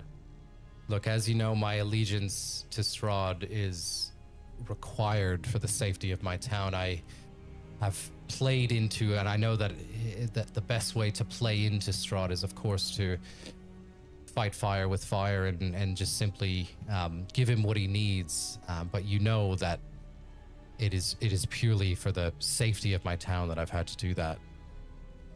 I come from my lineage, LePage, is from a long line of individuals who fought Strahd. There is information that I have that I can provide to you. I don't know the answer. No one knows the answer how to kill Strahd, but I do know there is some information that I have within these texts that may be able to aid you in the path that you're on. And I promise you, this spell, I know that it's daunting what I'm asking of you, but it is what we need to perform a ritual like this, and I will do everything in my power. And she even looks at you and says, I'll be your ally, LePage, in this fight. I will side with the three of you in this battle against Strahd. I want I'll it do signed whatever in blood. I can. If you want my blood, I want it signed in blood. All right, what do you want? What would you like me to sign? So I draw up like a death contract saying you owe a death to me. You owe me your life? I owe you. Yeah, Fiona it's a owes life you contract. Because a life contract. Because if we're gonna go fight Strahd, there's a chance that one or all of us is going to die. Yeah. No, I certainly agree. And look, I'm willing to do anything for my daughter. So if you want me to sign this, I will. If you sign, I'll sign. And she cuts her finger right away. Pretty deep as well. Horatio, outside of the room, you, with your keen senses, can smell blood in the air. And he's taking away. Taking away. I'm just keeping you there. And so you smell blood in the air, and you're like, what the fuck's going on a little bit. You're also surprised at how keen your smell is developing. True.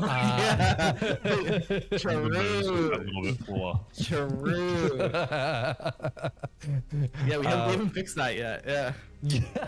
It's funny how like the things that with Horatio never come up. Yeah, I wonder why. Walking Horatio just goes ting. Yeah. All right, So she yeah, says, so give me the paper. Let me do it. Yeah.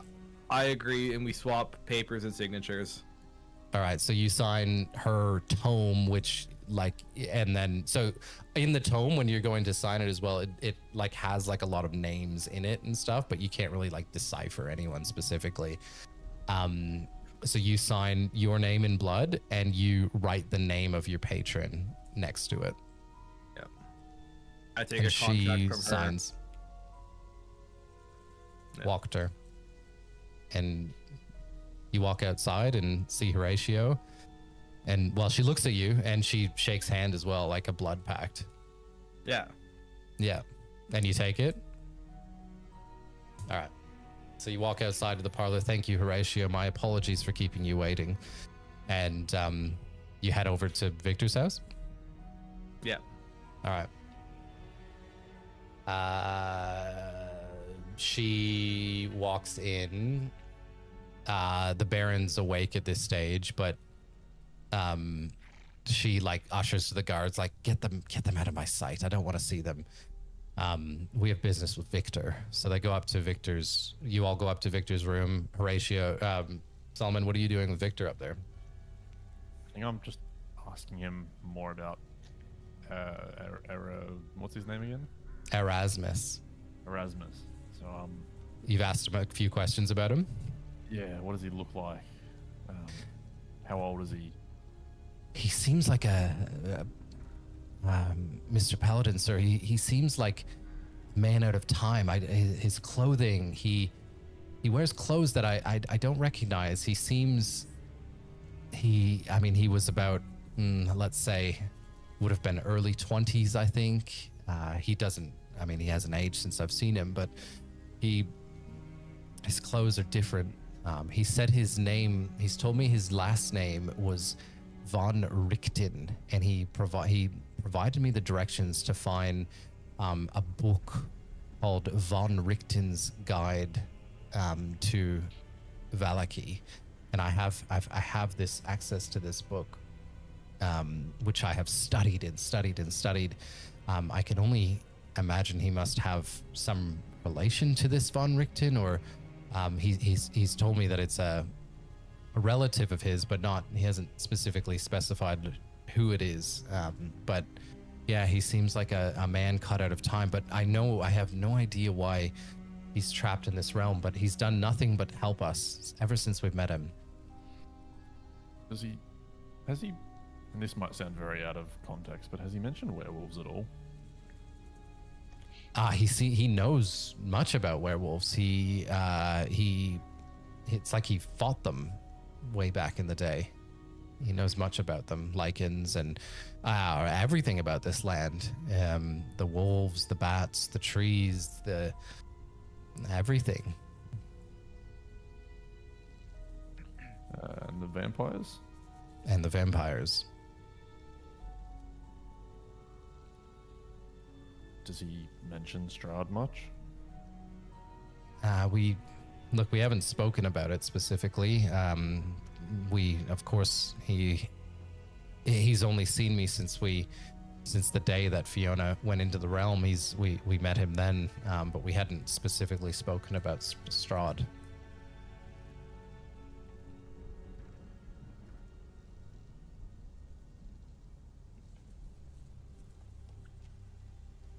I don't think I'd really have much more to question him about. All right. Sorry. I'd probably just ask him what was it that first drew you towards magic? Was it something you could do?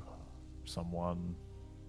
Oh, I'm so glad you asked, and it's just something that I've been so obsessed and interested in it for so long and I had access to all these. Fortunately, the one good thing about being the son of the Baron is I've had access to this incredible library, and there's this famous wizard. I don't know if you've heard of him. His name is Mordekainen, but he has had so many volumes and novels that just found their way into my family's library. And he must have been some very famous, very incredible wizard. His the way he writes has just been able to allow me to be so affluent with magic, and it's just been something that I've been so interested in. And really, Solomon, it's been my one escape from the hells of this place, but I've found just an affinity with it. Look, the whole wizard thing's not really my shtick, but just be careful with magic. I'm sure you've already seen it for yourself, but it can all go very, very wrong very, very quickly. Yeah, he's like a tear in his eye when he says that, when you say that as well. And it takes very little to lose a lot with magic. Thank you. I'll admit I've been ambitious with it. I thought I knew it all, and I was certain of so much just through all of that I've read and studied. I never thought something like this could happen. Just be thankful that you still have the chance to undo it. We do. I know we do. I know we can do this. I know we can, Solomon. I'm certain of it. We will take those hags, and we will take their stone. After spending a bunch of time talking to him, can I potentially roll another insight check? Yeah. There's still just something that doesn't sit with me on it. Yeah. See, I'm not gonna bother next time. This game's so fucking shit. It was better when it was a podcast listening to you cunts talk in a different room. Like, well, when we actually got things accomplished, and we had like a half an hour like lore. I don't know how I'm supposed to play the game because it doesn't matter what I do roleplay wise. I just roll a fucking 1. just a flat -5 every time. I worked so hard on like 20 minutes of roleplay with the dude at the fucking lake. Genuinely really enjoyed the roleplay and rolled a fucking 3 on persuasion. Yeah. It's like, man, what? How do you do it? Get wrecked, nerd. Don't worry, Bip. What's gonna happen is that when we meet up in person, you're just gonna be rolling 18s every time. I'm bringing loaded dice. I hope. Yeah. He's literally just gonna bring loaded dice. He's gonna metagame the whole time. You getting tired, Curtis? Oh, I'm good. All right, I'll get a coffee if I've got lots more in me. I could go all night. Yeah, I'm chill. I can get a coffee, so I can go all night here. I'm cooking. let me send in the order. See if the missing. Send in an order. Let's Plus see how we much still have to play should I Rainbow get in. Six Siege. +2 still needs to mine at least 4,000 ore. Nah, mate, I just hit 99. Efficient now.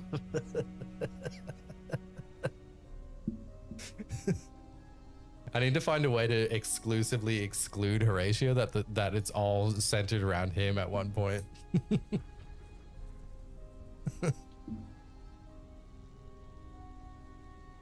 Okay, so are you happy for the scene to continue then, Fip, or is there anything, or Solomon, or is there anything else you want to ask?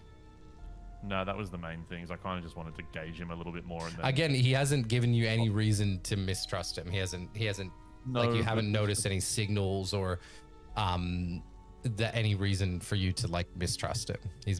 You feel like he's being honest. You're an old man. You have met a lot of people before. And he's a 13-year-old kid. Actually, roll with advantage. Just roll another one. No, I'm not taking the pity points, bro. It's not pity. You're an old man and he's a 13-year-old kid. Roll his second dice.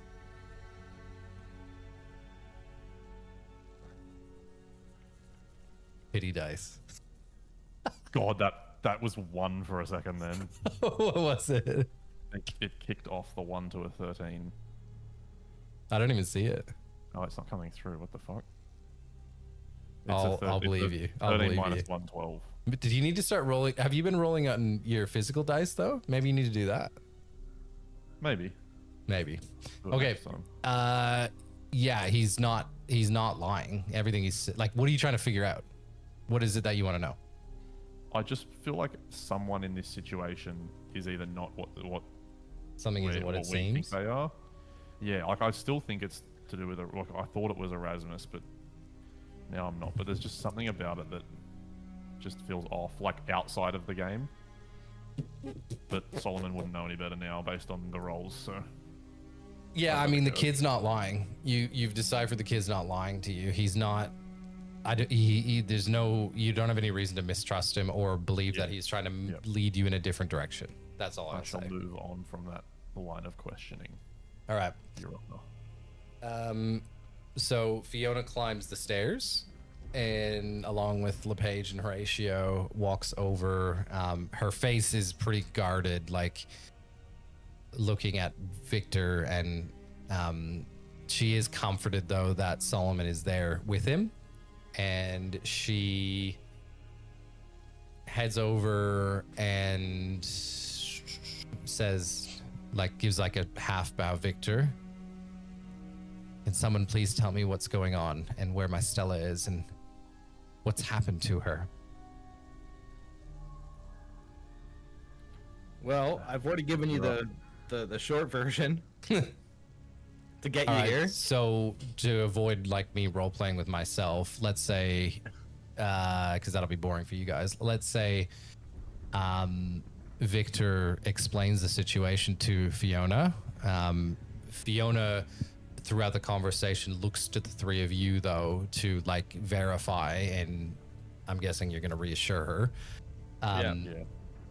And so Victor says the plan. The plan is that he reiterates that the only way, he has the book as well, that really cool book as well. While he's talking to Fiona, and Fiona looks at it with a lot of interest, and he says, "Look, there's two ways to get a Heartstone from a Night Hag to cast etherealness in order to get us there.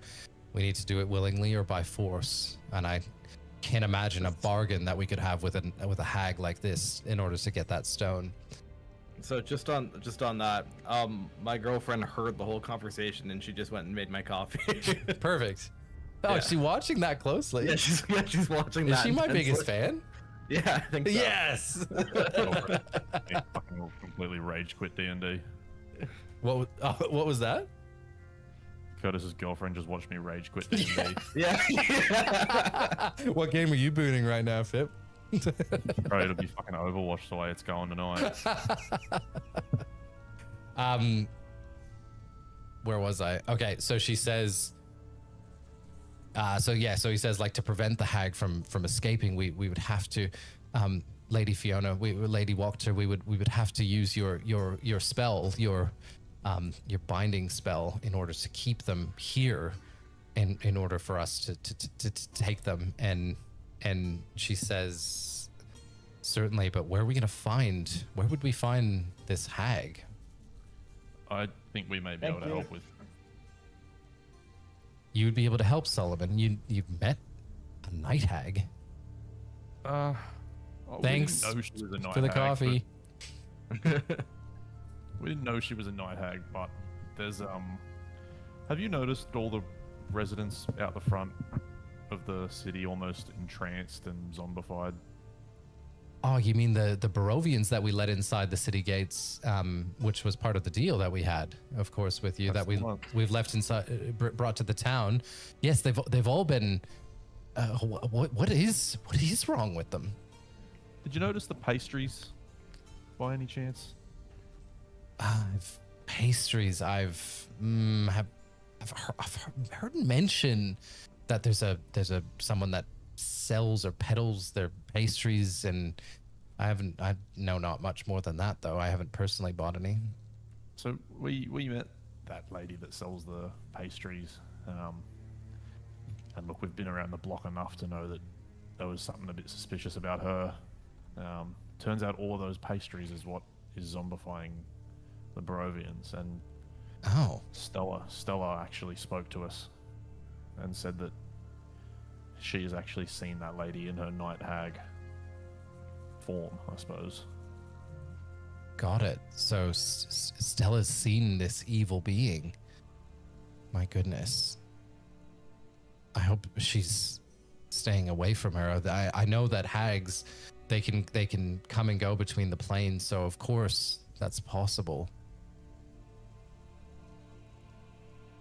And Stella, what is this? Sorry. Okay, so where, I'll admit, I've even heard of the pastries being sold to guards as well. There, it does. Maybe there is a connection to what's been happening. It feels like a sickness that's been running through this town. Yeah, I'd probably stand the guards down from work that have been eating it, to be honest with you.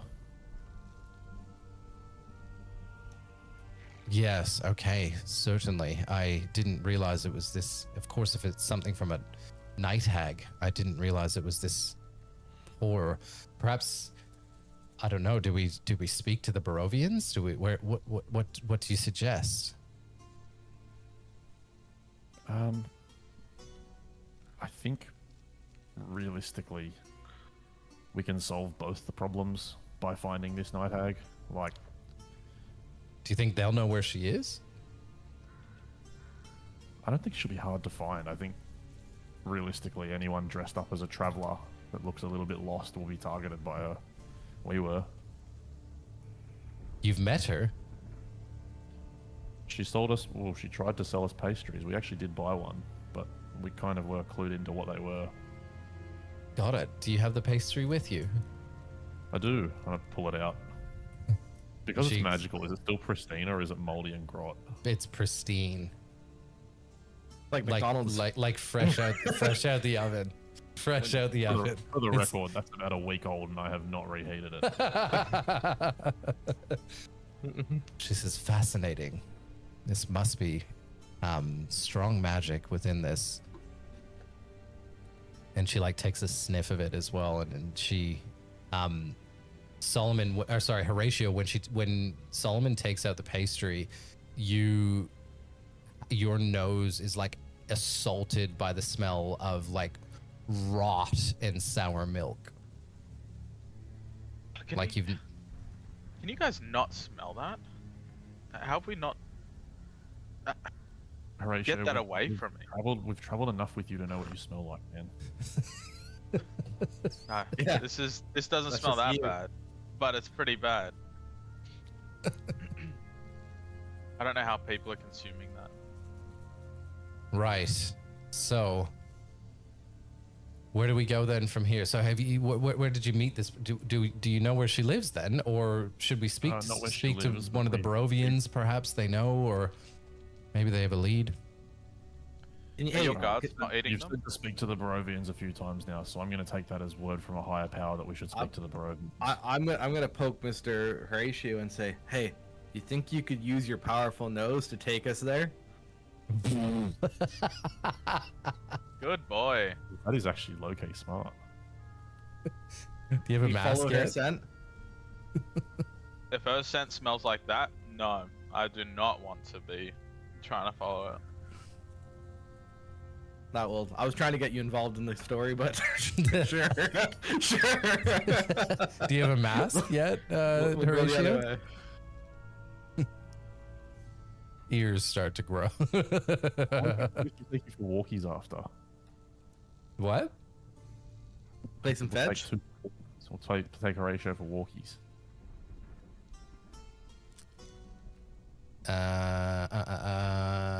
Okay, what's the plan then? I guess we go to the Barovians then. Big Try to- Barovians.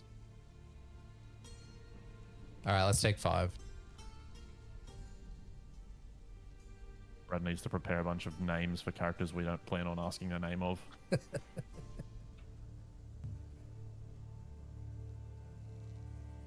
All right, let's go talk to Timmy the tailor. No, I wrote down names this time. We've gotten it. What was that?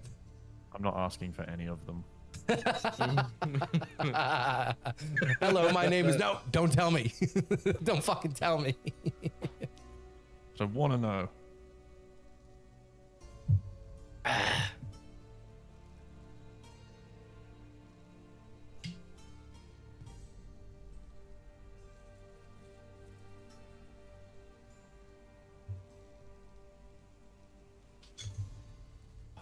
cooking in this room. Let me see if the windows are closed.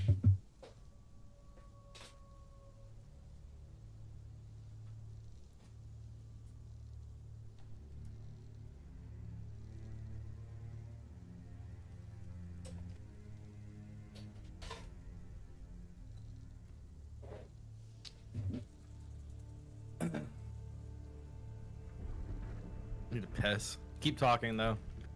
And talk to NPC 1 and NPC 2. I think we're in a take 5, aren't we?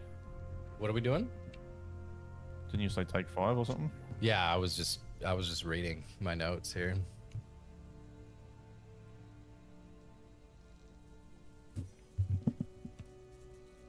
We're probably coming up on a natural pause in the not too distant future, which is good. Is it combat? We don't do combat in this campaign.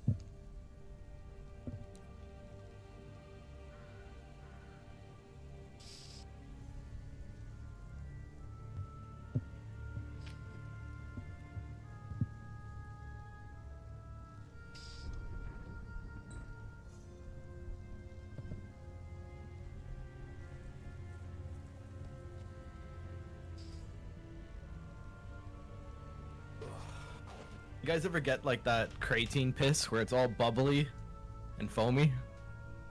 I think that's what old man piss.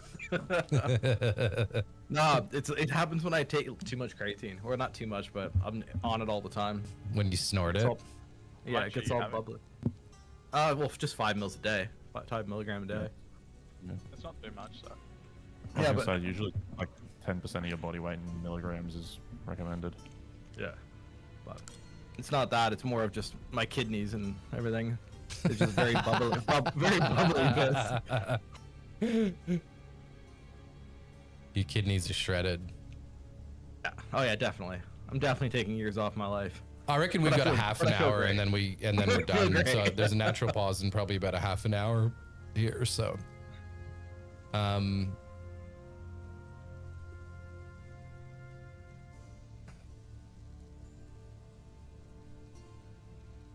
I would like to fight the hag. you want to fight the hag? That's like 3 sessions away. There's no way. That was 3 sessions away. I'm kidding. I'm Fucking kidding. I'm kidding. I was Bradley, gonna say Bra- that feels like the next combat. You're telling me we've got like 9 hours of talking and me rolling ones in talking situations. yeah, Bradley, the stalled Steinbach. If you guys would play more frequently, you'd be able to bridge things quicker. Buddy, I play fucking anytime that it's on. I've What- missed like 2 games. What level are you guys? 6. If Over we roll a leveled. 20 right now, we level up. Yeah, if you roll 20 right now, we'll get a level. I'm on board for that, surely. But if you don't, But if you don't, what's the consequence? We're in Barovia. There's always a consequence. Ah, that's up to DM's discretion, I feel. no, you're gambling. If I don't, the DM can turn my next nat 20 into a nat 1. Fuck, it just ruin your life. Yeah, that just ruins ruin any- your life. Yeah.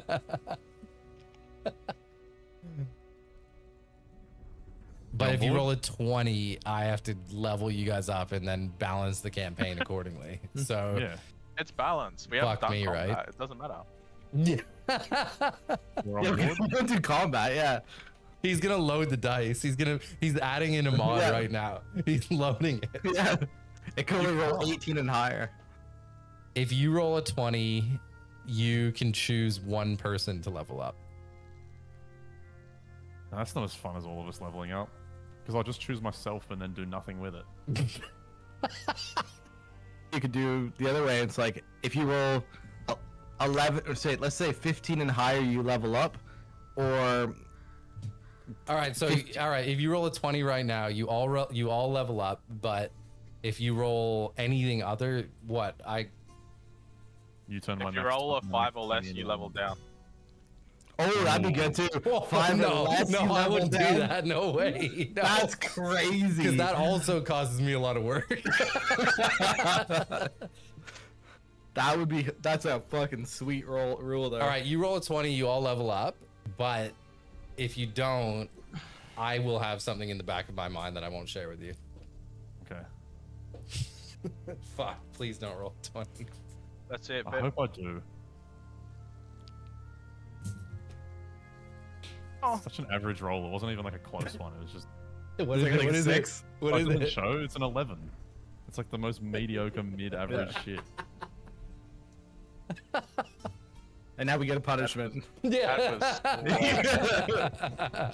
Yeah, Brad was sweating. That's though. a He was huge. like, yeah, "Fuck." I am sweating. I'm fucking sweating right now. I'm like, this is. I'm thinking of all the things it would ruin. Yeah, but Is we that can one always, chance to level up anytime in the next 8 months? yeah, but we can always put that type of stuff on FIP because you know it's not going to roll. So you can be like, That's hey, true. Yeah. I've got this really cool idea for you guys. No, I was just saying. I was gonna say earlier that despite how little and infrequently we play, we are aiming to obviously meet in person in whatever it's going to be, June-ish, let's say. And we have a very, like, it will align perfectly to the story based on the timing we do everything. So that's a really good positive thing. That's all I can say, though. It's very vague. Okay, let's continue.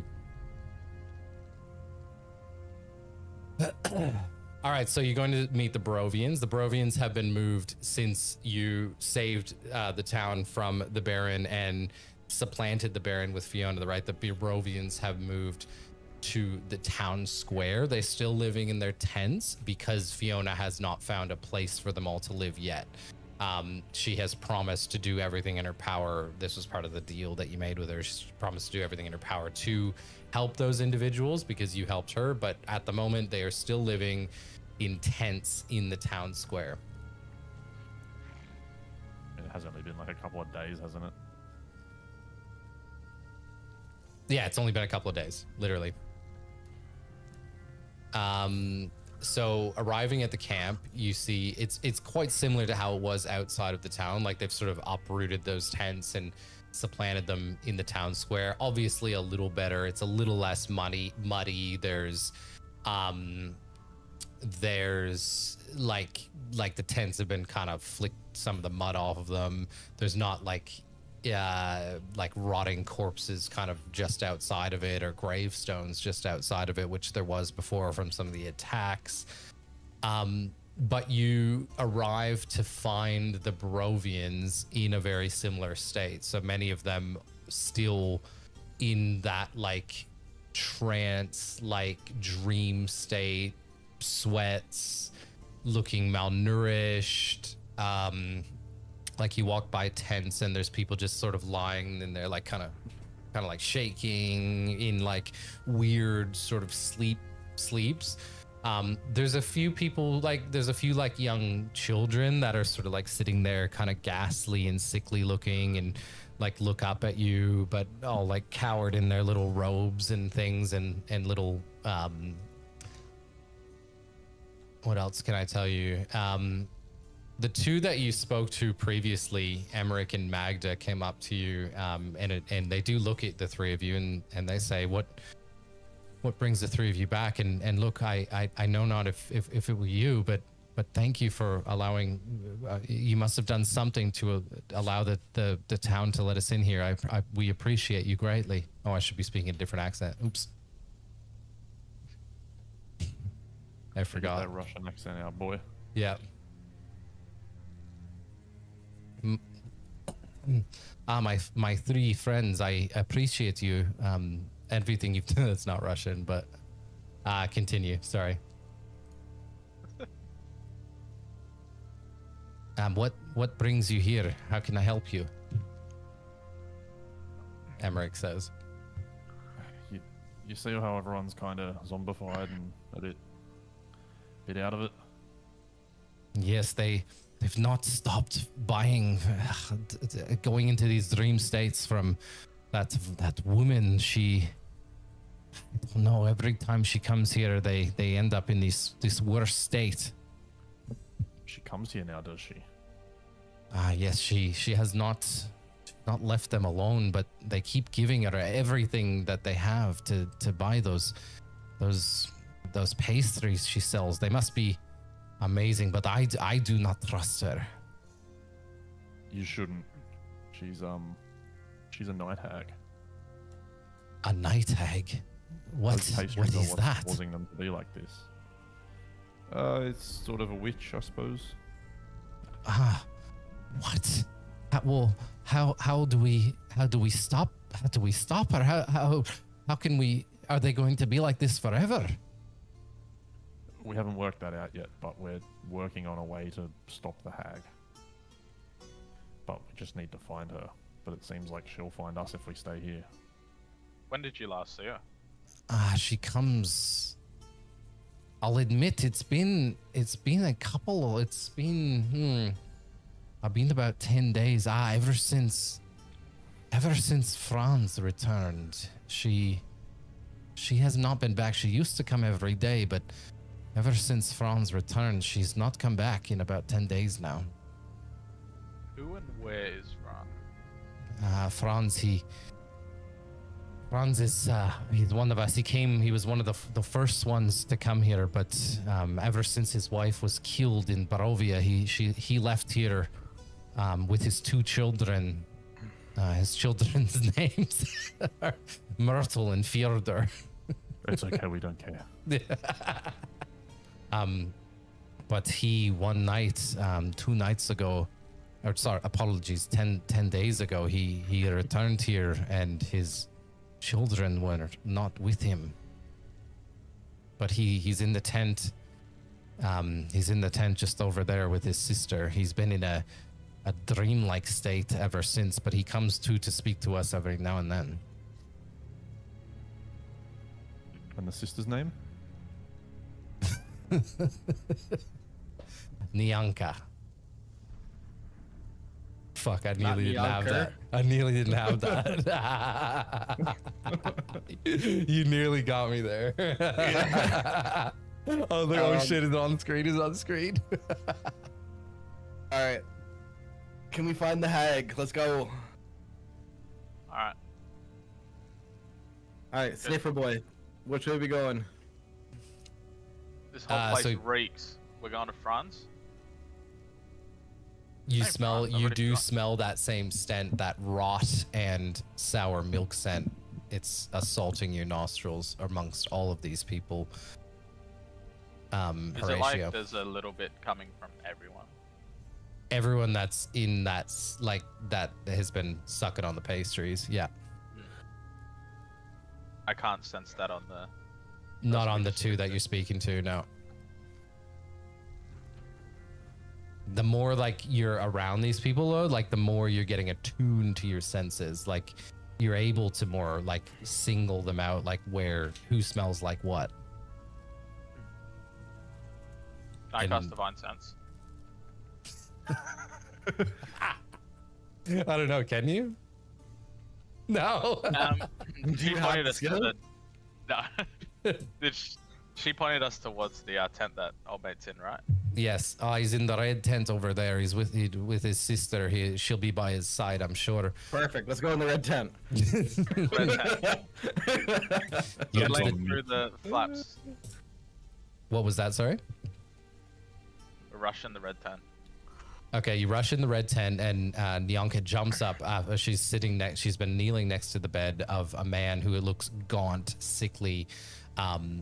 Looks like he has not eaten in days. He's kind of in like a, like in a bit of a like a awake but not awake. Like his eyes are like flickering open and closed. She jumps up and, who are you? Who are you? What brings you here? Bianca, we need to figure out who sold you those pies. Take us to them.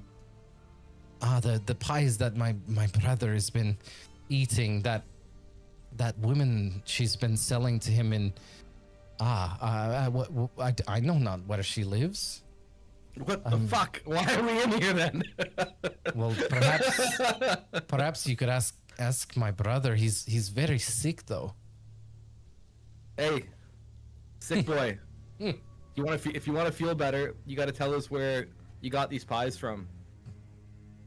And he looks at the three of you like hauntingly. He gestures to Nyanka and he sort of flicks her away like, leave us, Nyanka. And he says, are you looking for that witch? Yes. Yes. And he breaks into tears. And he's like shivering and shaking, but he's crying and crying and crying. And he says, that witch, I curse her. She's taken my children. She took them. I've been cursed. I'll admit I was pellet. I just wanted to see my wife again, and her pastries allowed me to. They let me every time I ate them. I could see my wife, and it was like she was here with us, and I could feel her touch. And I ran out of money, and I made the most awful.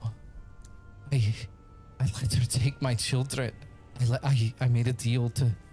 That's all she wanted, and she said I could have the pastries for life. So you traded your kids for pastries. I am cursed. I don't care anymore. I'll do whatever you can to, if you can just kill her and then let me be at peace. That I know she's gone. All right, tell us where she is. We'll get out of your hair.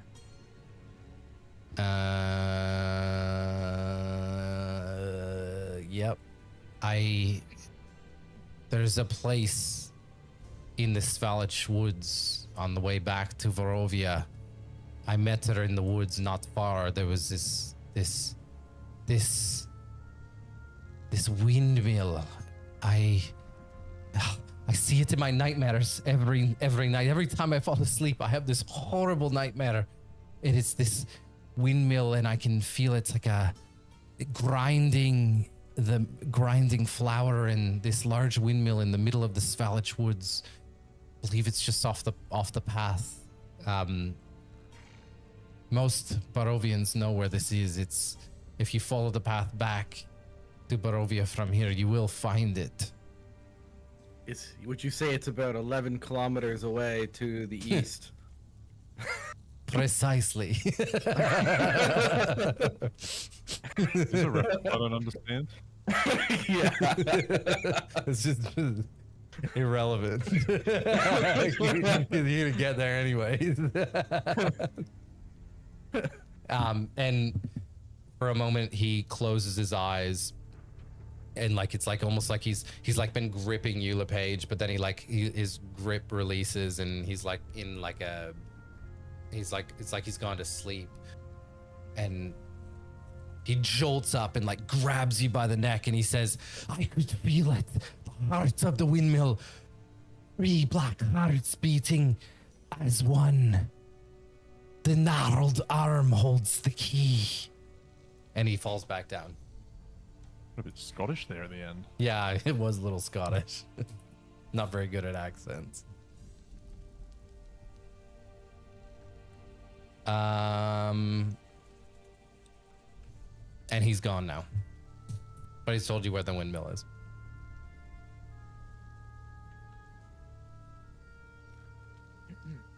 Thank you, brother Nyaka. When he comes to, we'll guess we'll head to the windmill. It's exactly 11 kilometers to the east. Horatio, you hear in your ear a sending spell. Oh, okay. I get it now. What? It's on the map. It's 11 kilometers to the east. Yeah. I don't know if I get it. You don't. I just No one else think gets I it. think it means like who the fuck cares? It's irrelevant kind of thing.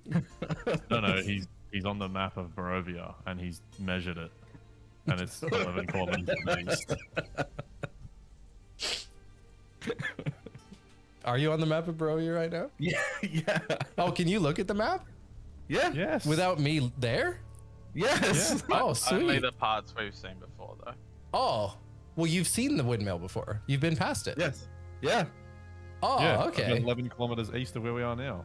Perfect. Yeah. It's right back to the road we came on. Perfect. I know exactly where it is. So let's get going. I remember. So Horatio, you receive a sending spell, and you can hear Victor's voice, and he says, "Do you have a lead? Do you know where she is?" And you can communicate back. Who is this? It's Victor, of course. We think we might know where a hag or two might be, so we're gonna go and try and check it out. And Do he you have says to you, anything? yeah, so he says to you, Horatio, I'm going to stay here. I'm going to prepare the spell from here. There's a lot of work that's going to go into it. Can I trust that you and Fiona will be able to retrieve the Heartstone? I will get ready because the full moon is approaching. It's only a day and a half away. I need to get ready. Full moon, hey? Yes, full Do moon. you have any other tips or tricks in your studies that might help us with the night hag? I'm glad you asked. I was about to tell you. I have just found this excerpt. It's ensure that if it does come to a fight, that you have silvered weapons handy. It will help to penetrate their magical veil. Good thing we've got a silver battle axe. And a silvered crossbow. I think we Silver darts. we're equipped for this one.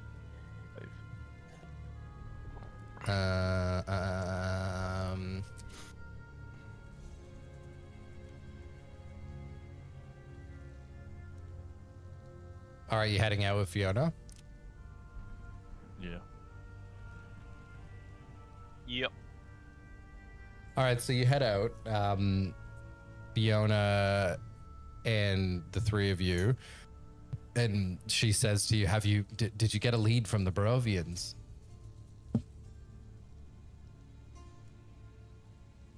Yes. We met with some people, and the last known place of the hags, or sense of the hags, was near an old windmill not far from here. 11 kilometers is pretty far, actually, with no By walking car. it is. Yeah. Do you have any horses, Fiona? Certainly, we can fetch some horses.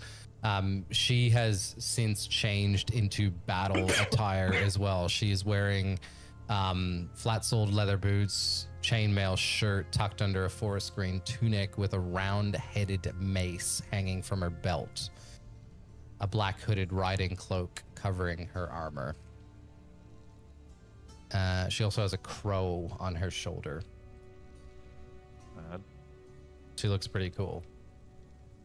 Did we ever deal with that crow that was following us? I'm glad you asked and remembered. Not yet. It's not this crow, is it? This is just a crow. No, different crow. This one had like a blue. That one had like a Blue eyes or something? blue, like a blue feather or something. But no, that hasn't gone anywhere. But I'm glad you asked. Okay, certainly. So, look, if you're ready to go, I'm ready. I will do all I can. The spell is prepared, and I will. So this windmill. Is that the windmill? I think I've heard. I think I know of this windmill. I haven't been out in years on that path, but that's the old windmill. Oh, there was some strong cultists, some very strong believers in Strahd that owned that place for many, many years. They disappeared a long time ago, but there was a family that owned it. It must be that one.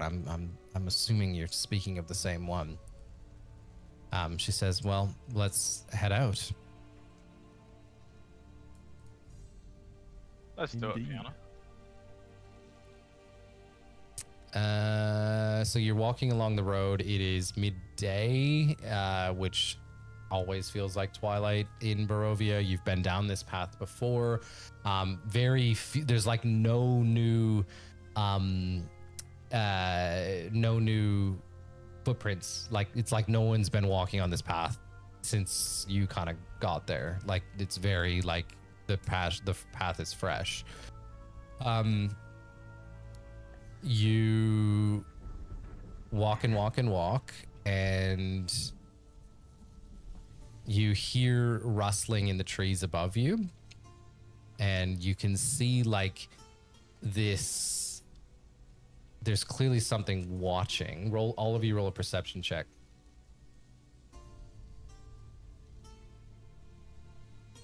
Huge. Same. Did you get a good? Am Did I you get a not good coming one? through? No, I just Wow. saw the tips. Oh, no, they're coming through now. Okay. 7. Well, someone got a good one. Ooh. Is there a 20 there? That is a 20, mate. Oh, a 20. And now you too. Not only do you see, but you like pierce through the forest, and this being presents itself because it knows that it has been seen by you, and it's like this gaunt, sort of gnarled looking being, like all kind of like sitting like on all fours on this branch, kind of like, have you all seen Lord of the Rings, like Gollum? Yeah. Like a Gollum looking figure, kind of scraggly hair, greenish skin, but clothed, but in like ratty clothes, sitting up in a tree, like on all fours, like gripping the branch and just sort of staring at all of you. And it says in this like really like nasty voice, "Little songbirds wandering through the dark woods." And Fiona looks up right away and says, "I am no songbird, child of Yesterhill. You know me and my sign. Do the forest folk demand tolls to travel the Svalich woods?" And this thing replies and says, "No tolls, dear ones. Mere curiosity. You keep strange company, daughter of Mother Night. My company is no concern of yours. Trouble us no more, and tell your master that the House of Wachter remember its debts." "Debts indeed. But to whom this one wonders." And it runs away as quickly as it appeared. That was odd. And creepy. Take no Is that the notice, daughter my of Mother friends. Night? The daughter of Mother Night, he said. Is that what he said? Believe Yeah. so. He referred to her as daughter of Mother Night. Yeah. Take no notice, friends. That I don't know if you've met them in your travels yet. That was a druid of Yesterhill. They're a coven of beings that have been here for many, many years, but they reject the civilization of Vallaki and Barovia. And you continue walking in... Oh, sorry, you're on horseback, aren't you? You're on horseback? Yeah. So you continue walking on horseback. You come to that clearing. You see a functioning, old, but decrepit windmill in front of you, slowly like creaking in the breeze. There's like a deep mist that's surrounding it. It is a large windmill as well. Like it's like like someone could live there. It's huge. It's not just like a small thing, but old and decrepit. And as you walk through the clearing, that is where we will end the session. Sorry, no fighting. In for a juicy one next one. God, this is gonna Big fight. continue, yeah. Big fight. Can't wait. 3 sessions away. We're almost there, boys. We'll get to it next year. This is a huge arc. I'm actually surprised you got to work here. I didn't think you would. Good thing I over-prepared. That was the first time I've ever prepared that much, and I just didn't think you'd get there. I guess when it's just talking, though, it doesn't take as long. You guys did a lot there, though. You get through a fair bit, yeah. Let's just try and play again soon so we can continue the arc in a more succinct way. I think my life is getting generally less fucked up. I can full on. I hope so. I'm gonna stop screaming so we can Able to. speak freely.